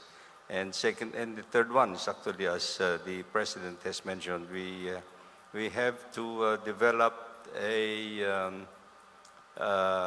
our linkages with the other government agencies, as I mentioned, under the convergence program to support all the projects that align under this administration, including tourism, Department of Agriculture, most especially for the food production, food security program of government.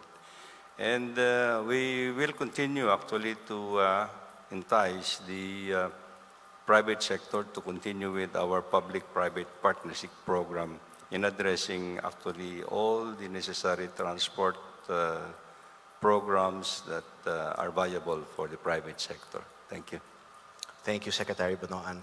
For Secretary Frasco, prior to the pandemic, the tourism industry was one of the key contributors to sustained growth of the Philippine economy with a 12.8% share of GDP in 2019. What are the administration's strategies to support the sector's recovery and bring back its growth to pre-pandemic levels? Thank you for that question. Mayong buntag kaninyong tanan. Good morning. Mayong buntag.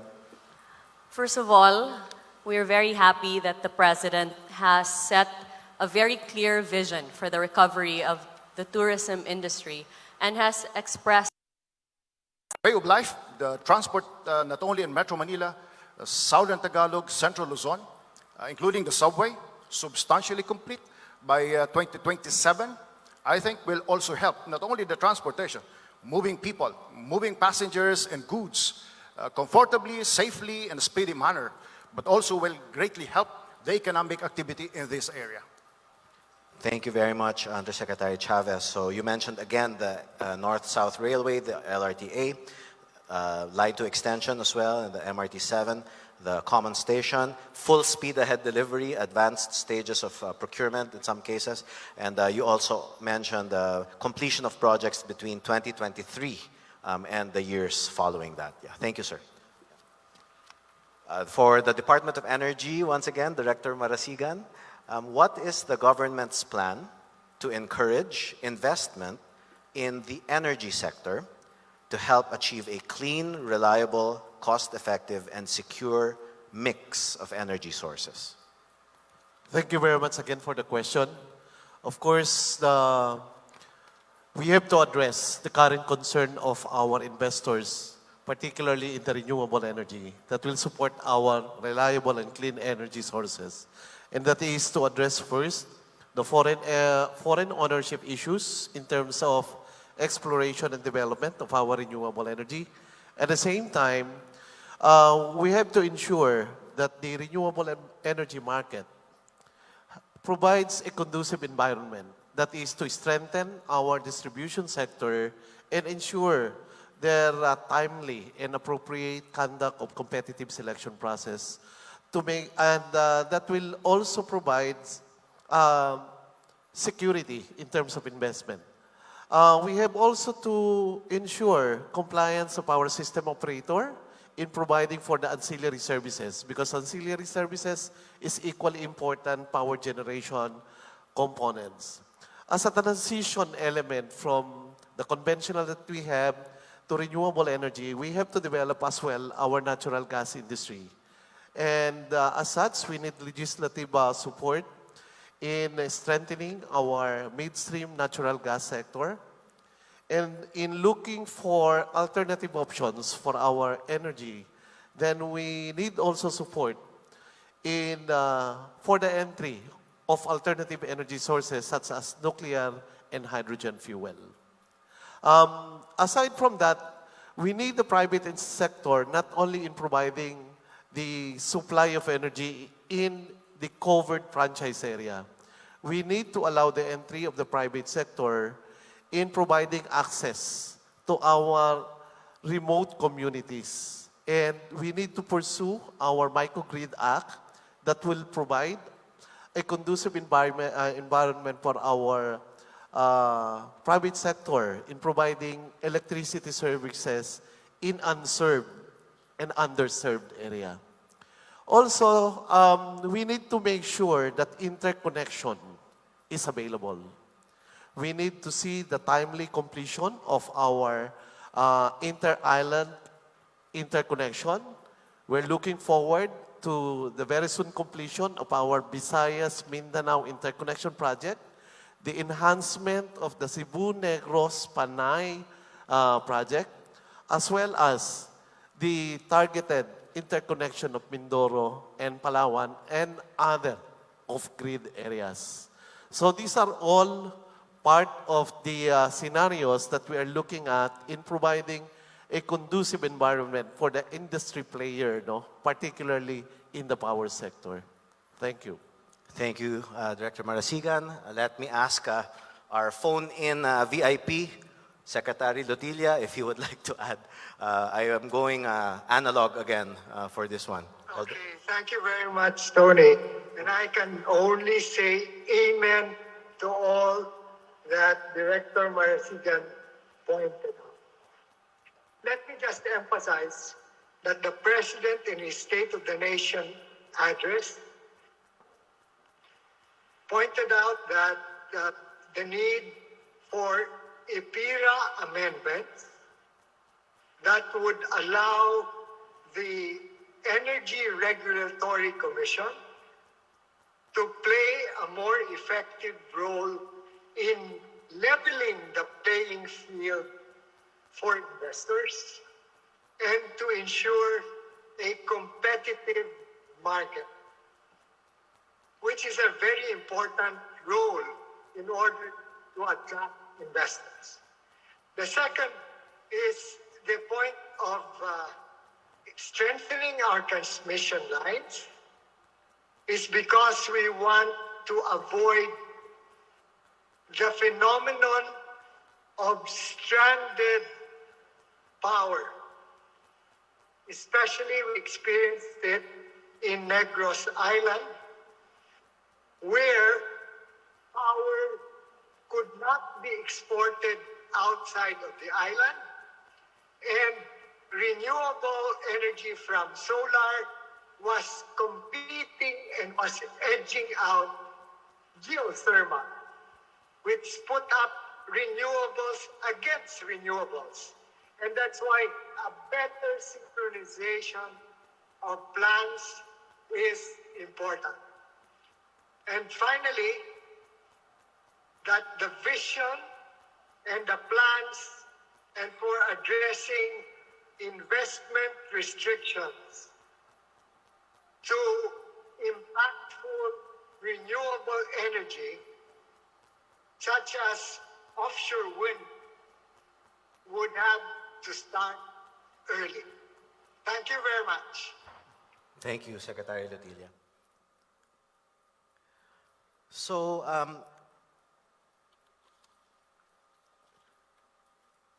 our last question for the second round, again, is for Secretary Uy. Secretary Uy, for ICT to have a meaningful impact on the economy, jobs, welfare of Filipinos in the coming years, as well as translate to digital inclusion for all, what policy infrastructure and perhaps training can be pursued? Well, we're actually pushing for an introduction of many more activities, especially on the education side, to build up our digital workforce.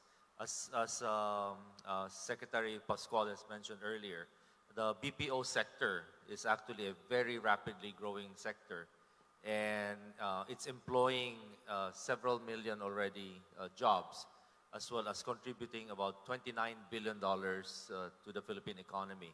So we see the sector as a very high growth sector, and the main hindrance there, actually, common complaint they have, is the lack of skilled and talented manpower. Not because we don't have the people, but that the schools are producing the wrong skill sets that they need. So we need to work with the education system in order to build up the necessary skill sets in order to address that need. At the same time, to be competitive, to go back earlier also to the first question, was at 3.3 million already as compared to our first day of last year, which was at 222,000 only. And then we started with the checking of the inventory of the schools who were affected by Typhoon Odette, and where they are now with their repairs and reconstruction of the classrooms and buildings that were damaged by the typhoon. And we already talked to our finance strand in the Department of Education to look for savings from the past year and this year, and request for the realignment of these savings to the repair and reconstruction of these classrooms and buildings that were affected by typhoons Odette and Agaton. And whatever is remaining from, whatever is lacking from these repairs, we will request the Department of Public Works and Highways to assist the Department of Education. And then we, in the same department order of the school calendar, we instructed our regional offices to coordinate with their regional offices, counterparts of the Department of Health, to continue with the counseling of unvaccinated families, particularly the unvaccinated learners and the teaching and non-teaching staff of the Department of Education that are unvaccinated as well. And once the counseling is successful, they initiate mobile vaccinations in our schools for those who have given their consent to be vaccinated. We also, in the same department order also, we instructed our regional offices to coordinate with their local mental health associations and their psychiatric societies to come up with a support, mental wellness support for our learners who for the past 2 years only knows of the online classroom, and now they are transitioning to our in-person teaching. In the same department order as well, we introduced a transition period for all our schools. We did not directly impose upon them to begin a 5-day in-person classes for their schools. We allowed them to conduct a blended learning mode, which is combined with in-person and distance learning. And then we are set to start our Brigada Eskwela and seek out our partners, private sector partners, and our Adopt a School partners. We intend to start this on August 1. Everyone is invited to join and participate in your respective Brigada Eskwela in your respective localities. Ang dami, ma'am. Ang dami Wala pang pang 1 problema, month? ma'am, actually. Pero yun na lang muna. Bravo, bravo. I think that's the benefit of having a former mayor for education secretary is the crisis response. It's also immediately addressed. And speaking of response, sinabi din po ni, I will speak in Filipino and then translate for our diplomatic corps because we're also live on PTV4 and the answers of our panel might be direct concerns of some of our viewers.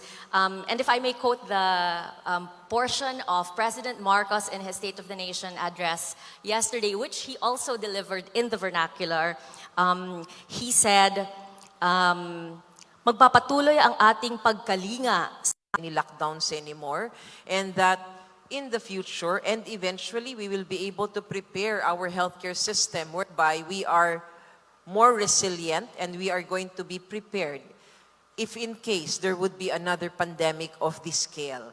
So first, we would like to improve the health literacy of all Filipinos. During this time of the pandemic, we have noted that many of our Filipinos or many of our citizens were just passive beneficiaries of the response that we've had.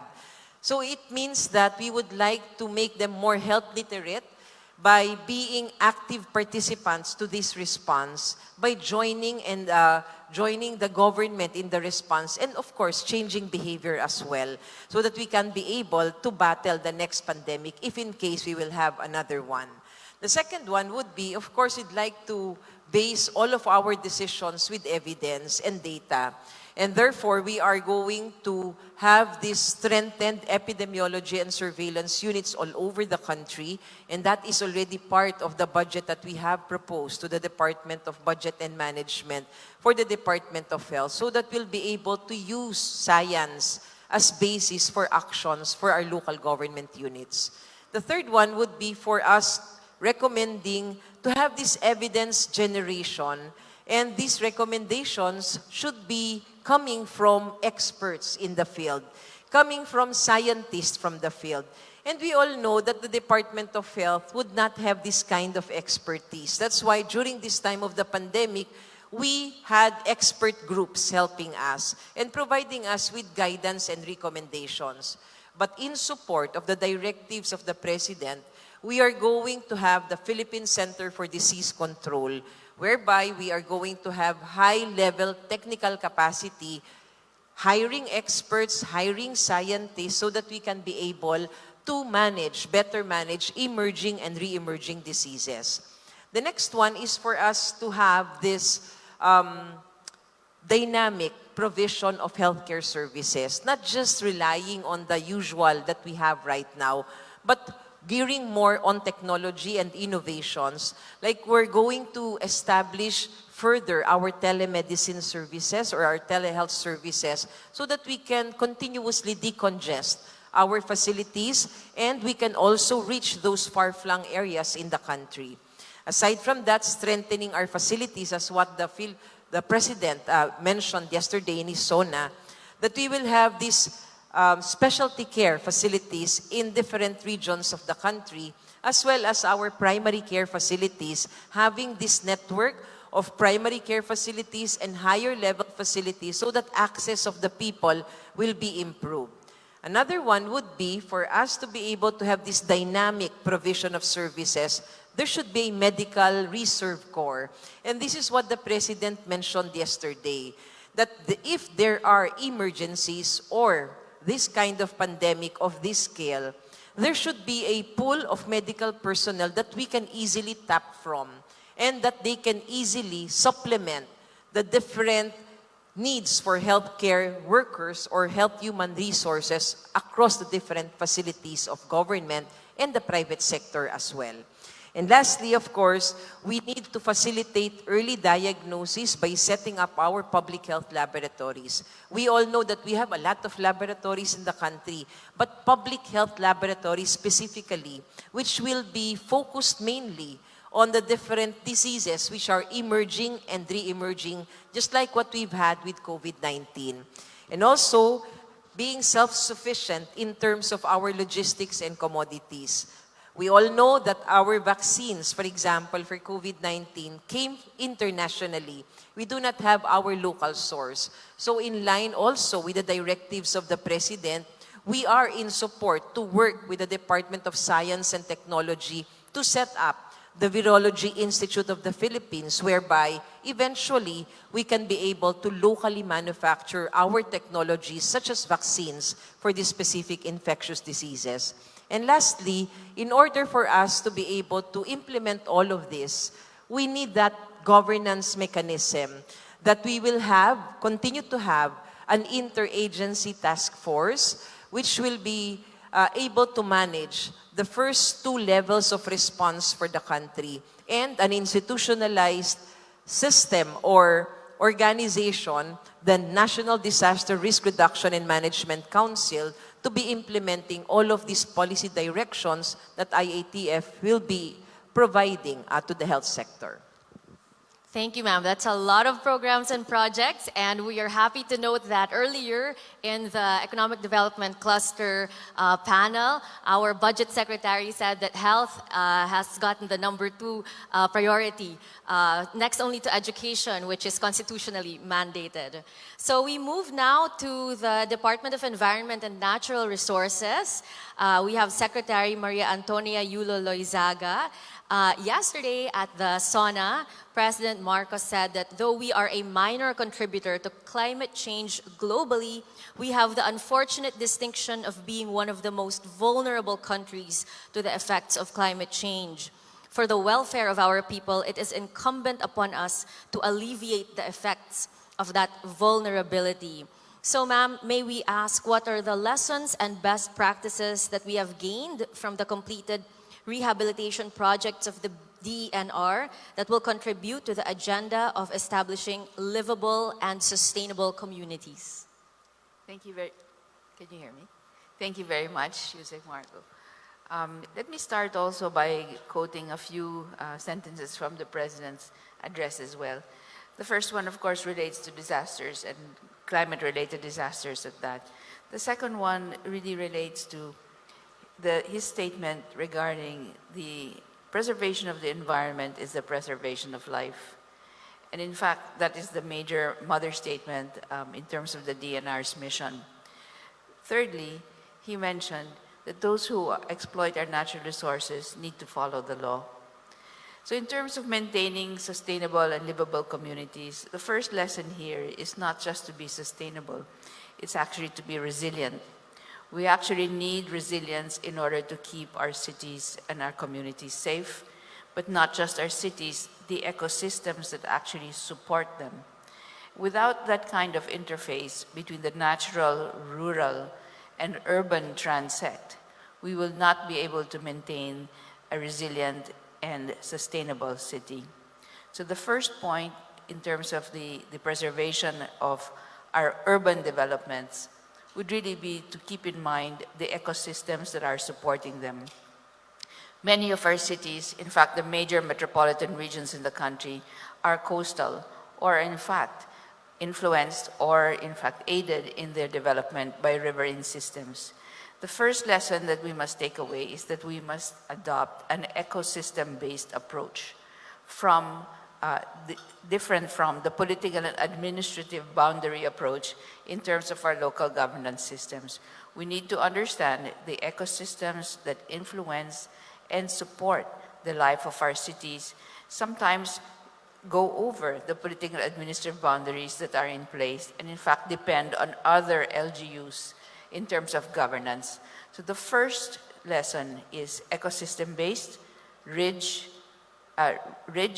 river, reef, all the way down from the headwaters until the coast. So many of the lessons that the DNR has learned, for example, are the natural systems rehabilitation programs, particularly for mangroves, for example, in terms of their being able to mitigate the effects of sea level rise, of flooding from storm surge, for example, the dredging of our rivers, but also the maintenance of our rivers using organic and bioremediation interventions. Those, in fact, need to be coupled with the structural interventions that our LGUs and our national governments put in place. I think the President also mentioned integrated water resource management. This is the water that gives life to our domestic use, our industrial use, and in fact will support the development of our cities through energy as well. Without water, cooling of our energy systems will not be possible. So the way we need to approach this is in fact looking at our different sectors and looking at the demand for the kind of sustainability that we would like to achieve, and then planning backwards. We need to reverse engineer at this point, because many of our cities are in fact already water stressed. And that sometimes is almost, irreversible in some senses, because the ecosystems have already been damaged by other types of man-made activities. So I would also venture to say at this point that the private sector plays a very large role in the building of sustainable cities. We all know that urban and regional planning are really the part of the way we manage our land use. And this is where the private sector has a strong influence on the way our cities are shaped, the way investments are made in infrastructure, the way investments are made in the kind of support systems that give life to the metabolism of our cities.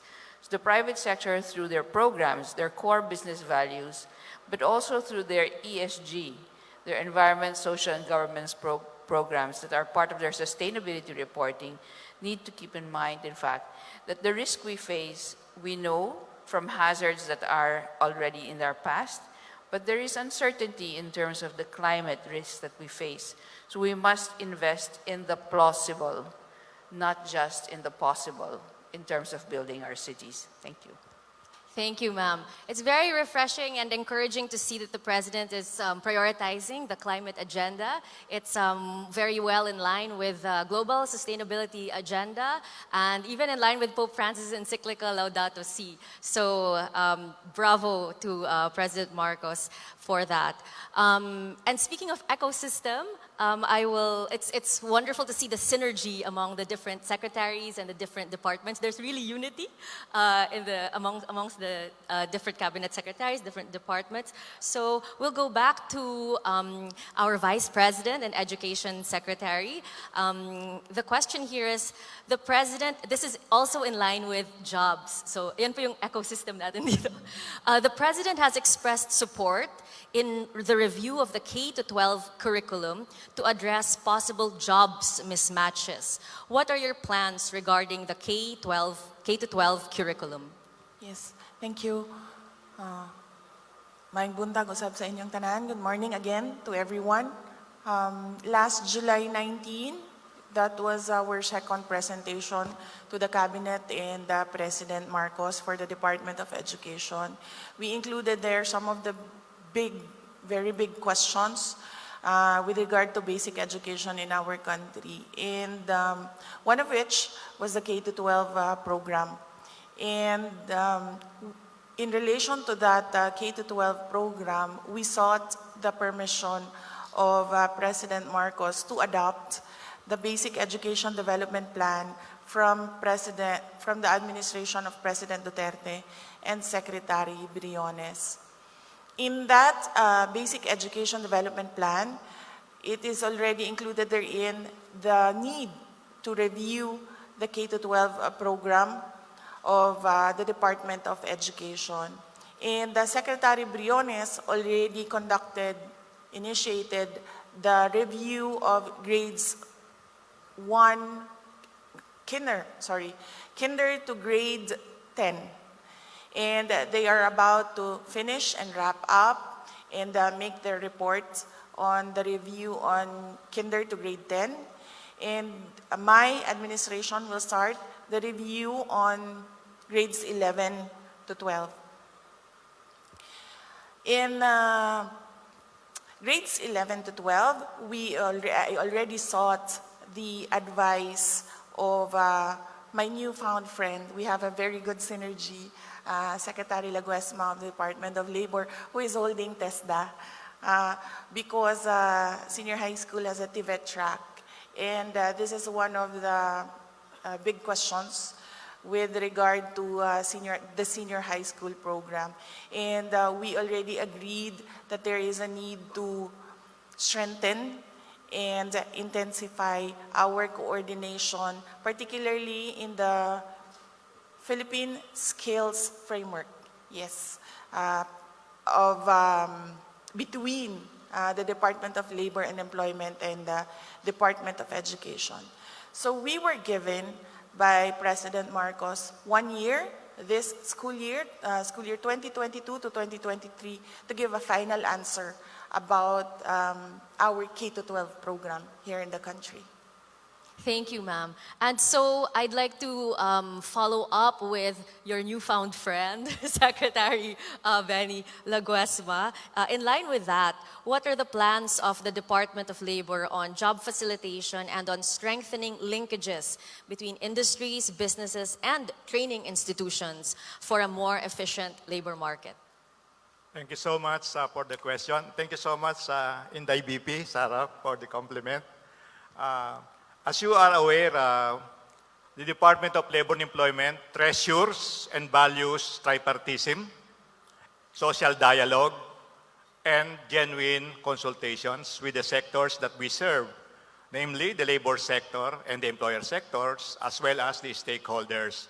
And so we intend to really make these principles operate because we see the Department of Labor and Employment, as mentioned earlier by Secretary Ivan, the birthday celebrant, as the enabler, the moderator, and probably also the mediator.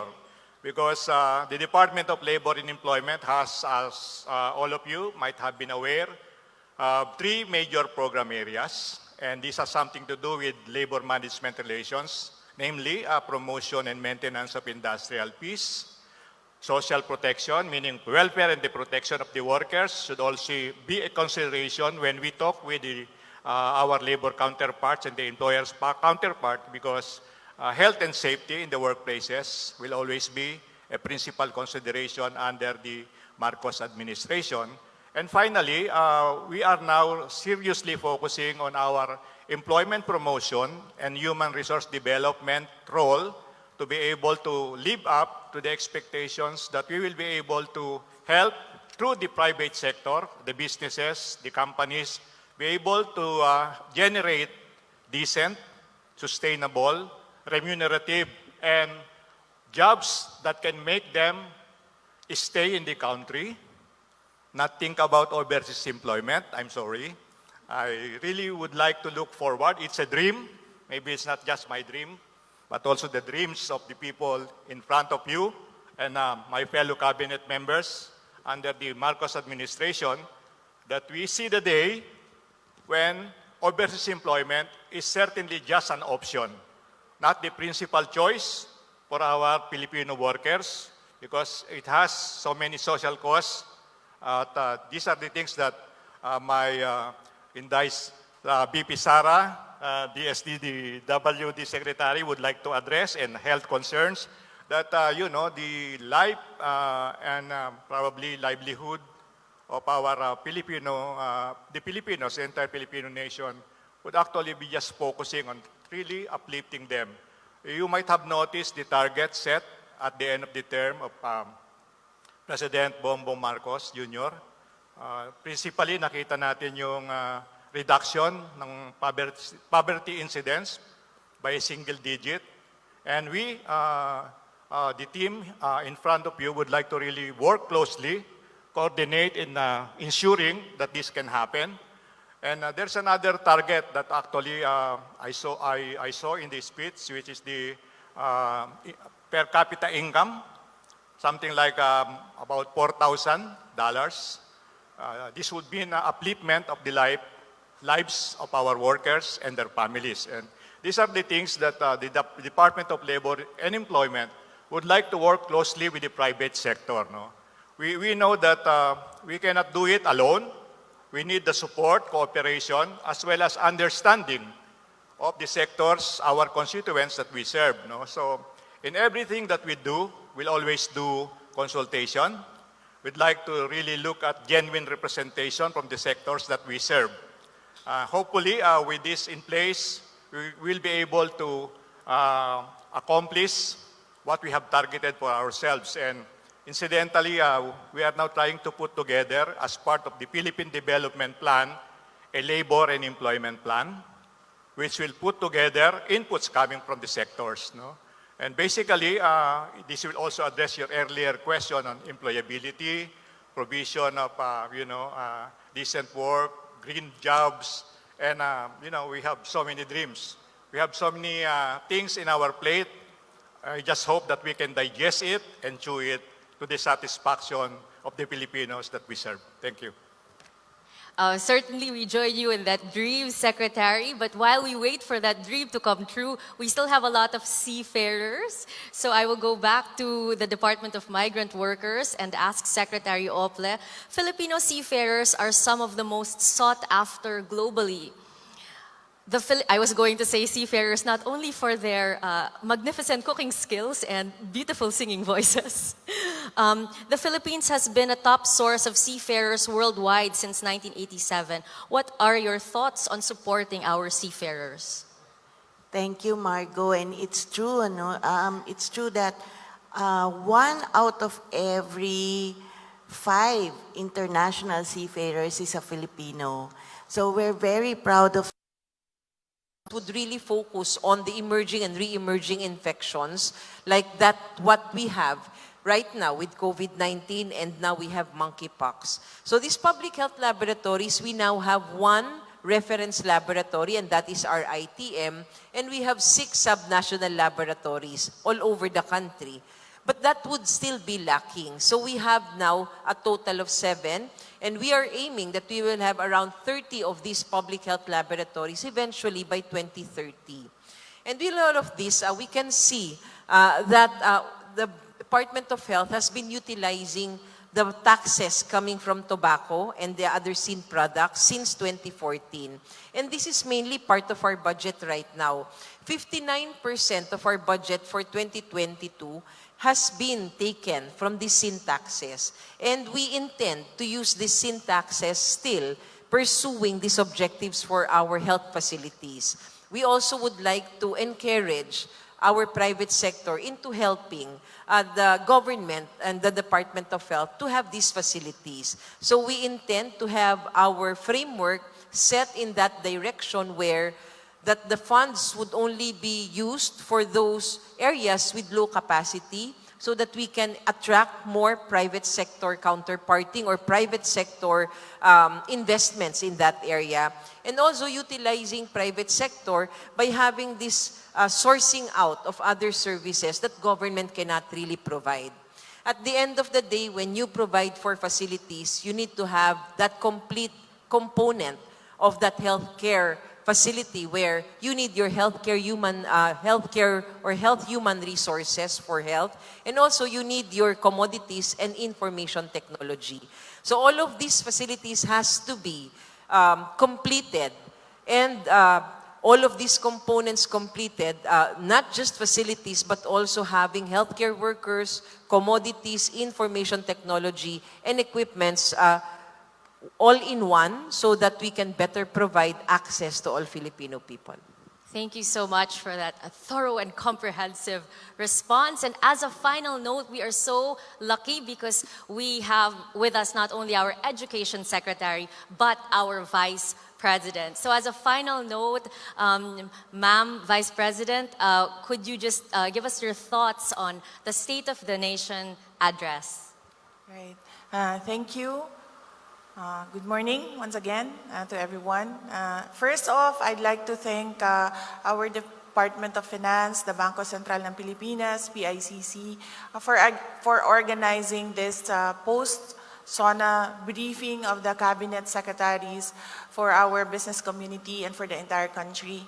Thank you very much for this opportunity to speak before all of you and explain the respective work that our cabinet secretaries and our departments need to do during the administration of President Marcos.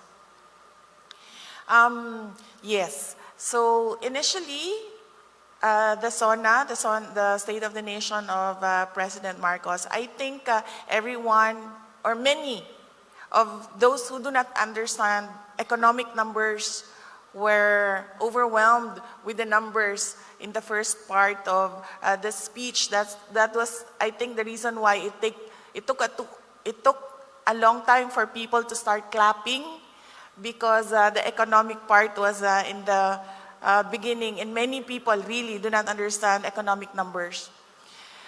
But another observation of mine was immediately after the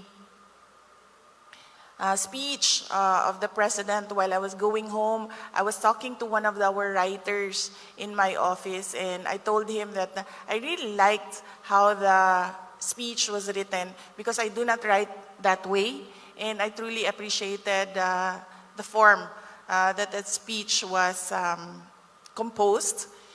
And as a cabinet secretary and one who is the other half of the unit team, I would say that the State of the Nation of address of President Marcos was on point and perfect. Thank you.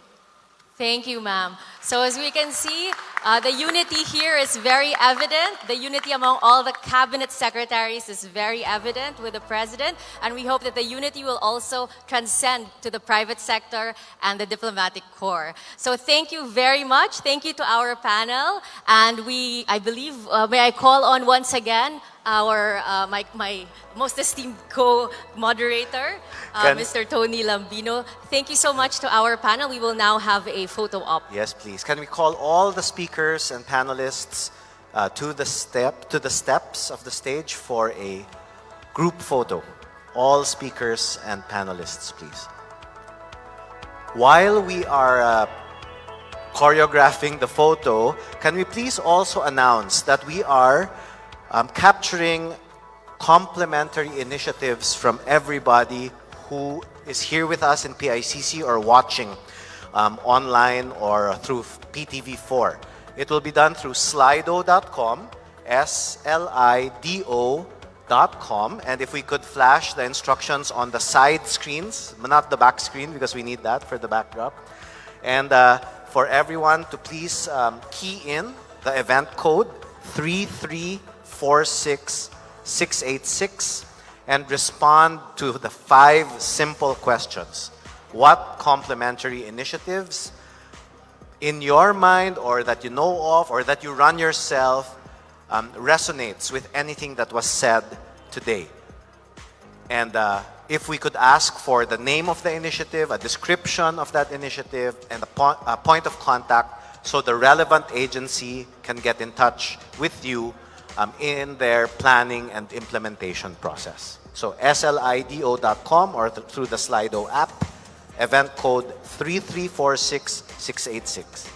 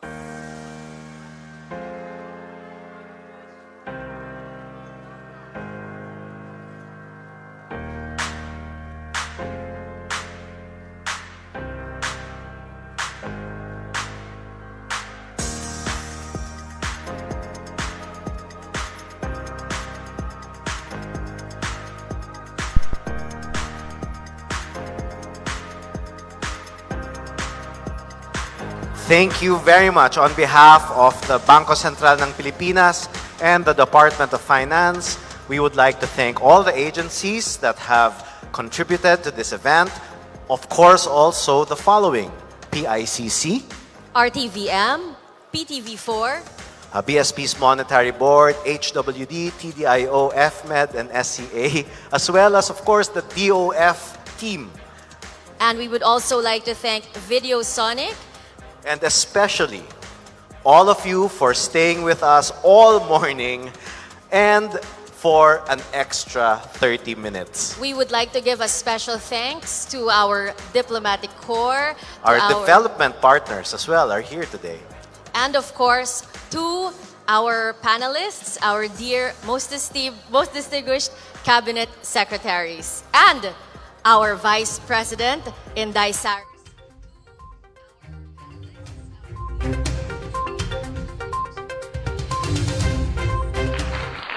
Okay, so yung mga kaibigan, napanood natin mula doon sa Kongreso, no, sa Senate, yung kanilang ginawang, yun yung 19th Congress, no?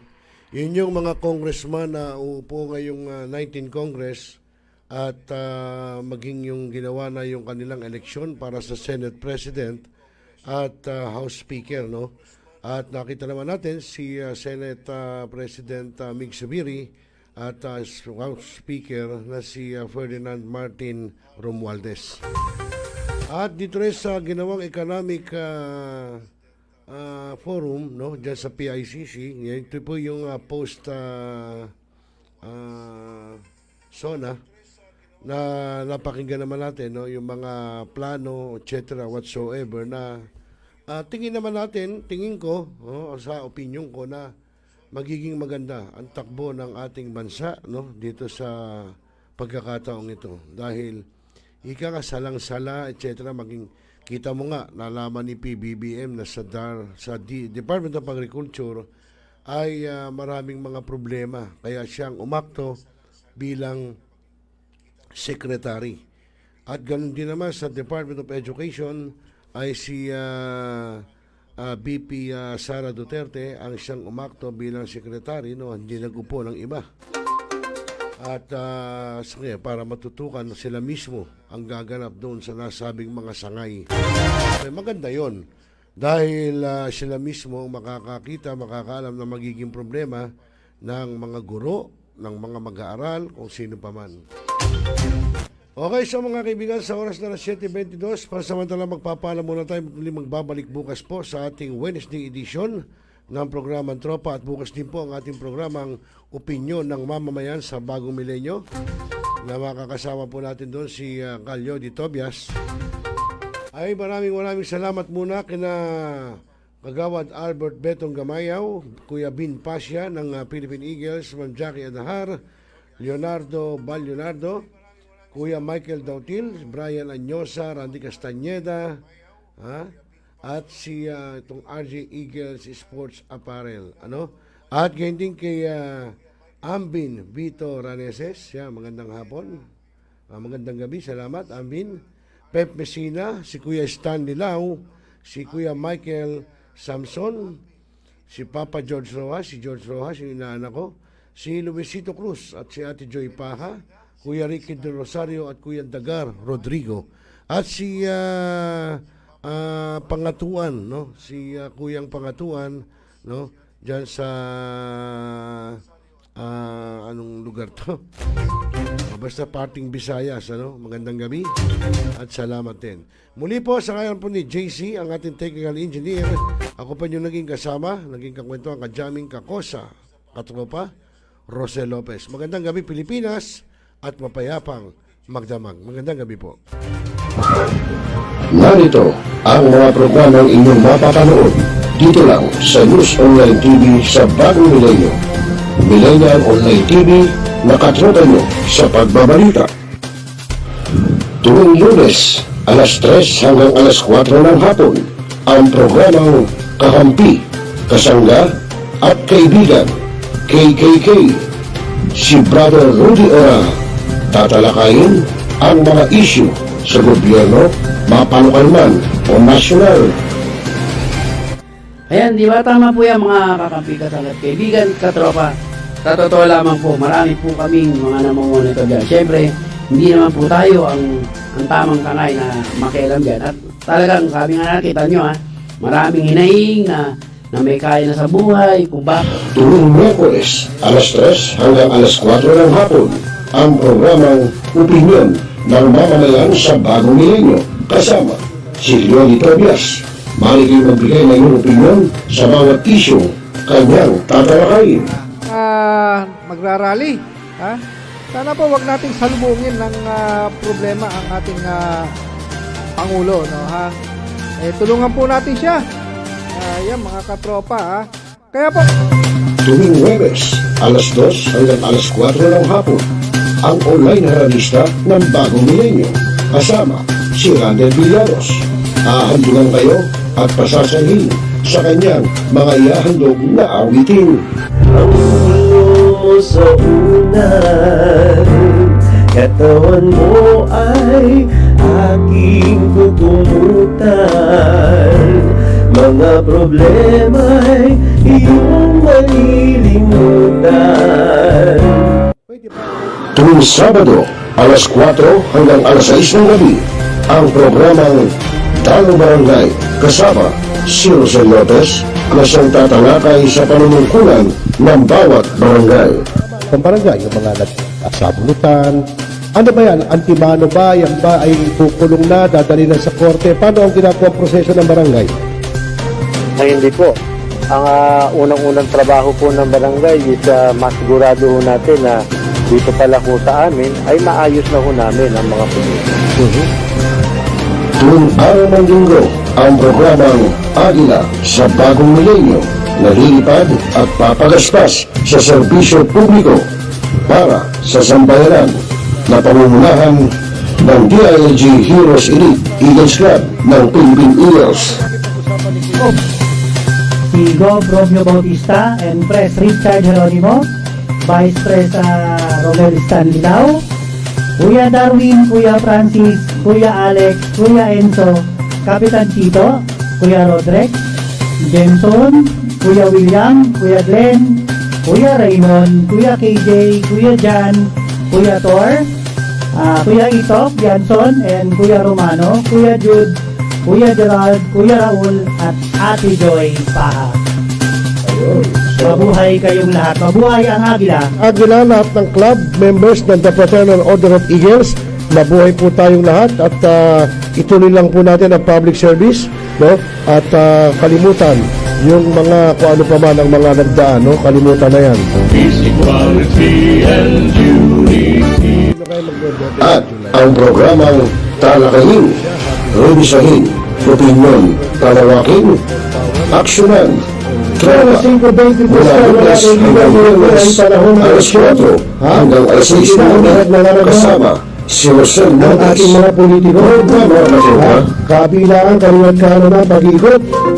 At siyempre, baka mamaya masilat o baka naman mamaya masulot ng kanilang mga constituent na sa kalaban. Lahat ng yan, dito lang sa Millennial Online TV, ang News Online TV ng Bagong Milenyo. Nood na mga katropa! Hi, this is Pangilari Gadon. Nananawagan ako sa ating mga katropa, no? At mga kaibigan, mga kababayan, na palaging tumutok sa Millennial Online TV. At yan ay pinangunahan at yan ay pinangangasiwaan ng aking kaibigan na si Rosel. At ang mga nanunood dyan ay hindi bobo! Mga kababayan, ang pambansang awit ng Pilipinas. Kayang mag-ibig, kaya sa sinakalan, alam ng puso, sa titik mo'y buhay. Upang hinirang, kuya ka ng mag-ibig, sa mandulupin, di ka pasisigil, sa nagatak tutok sa simoy at sa langit ng pagaw, ay hinatang tulakaw.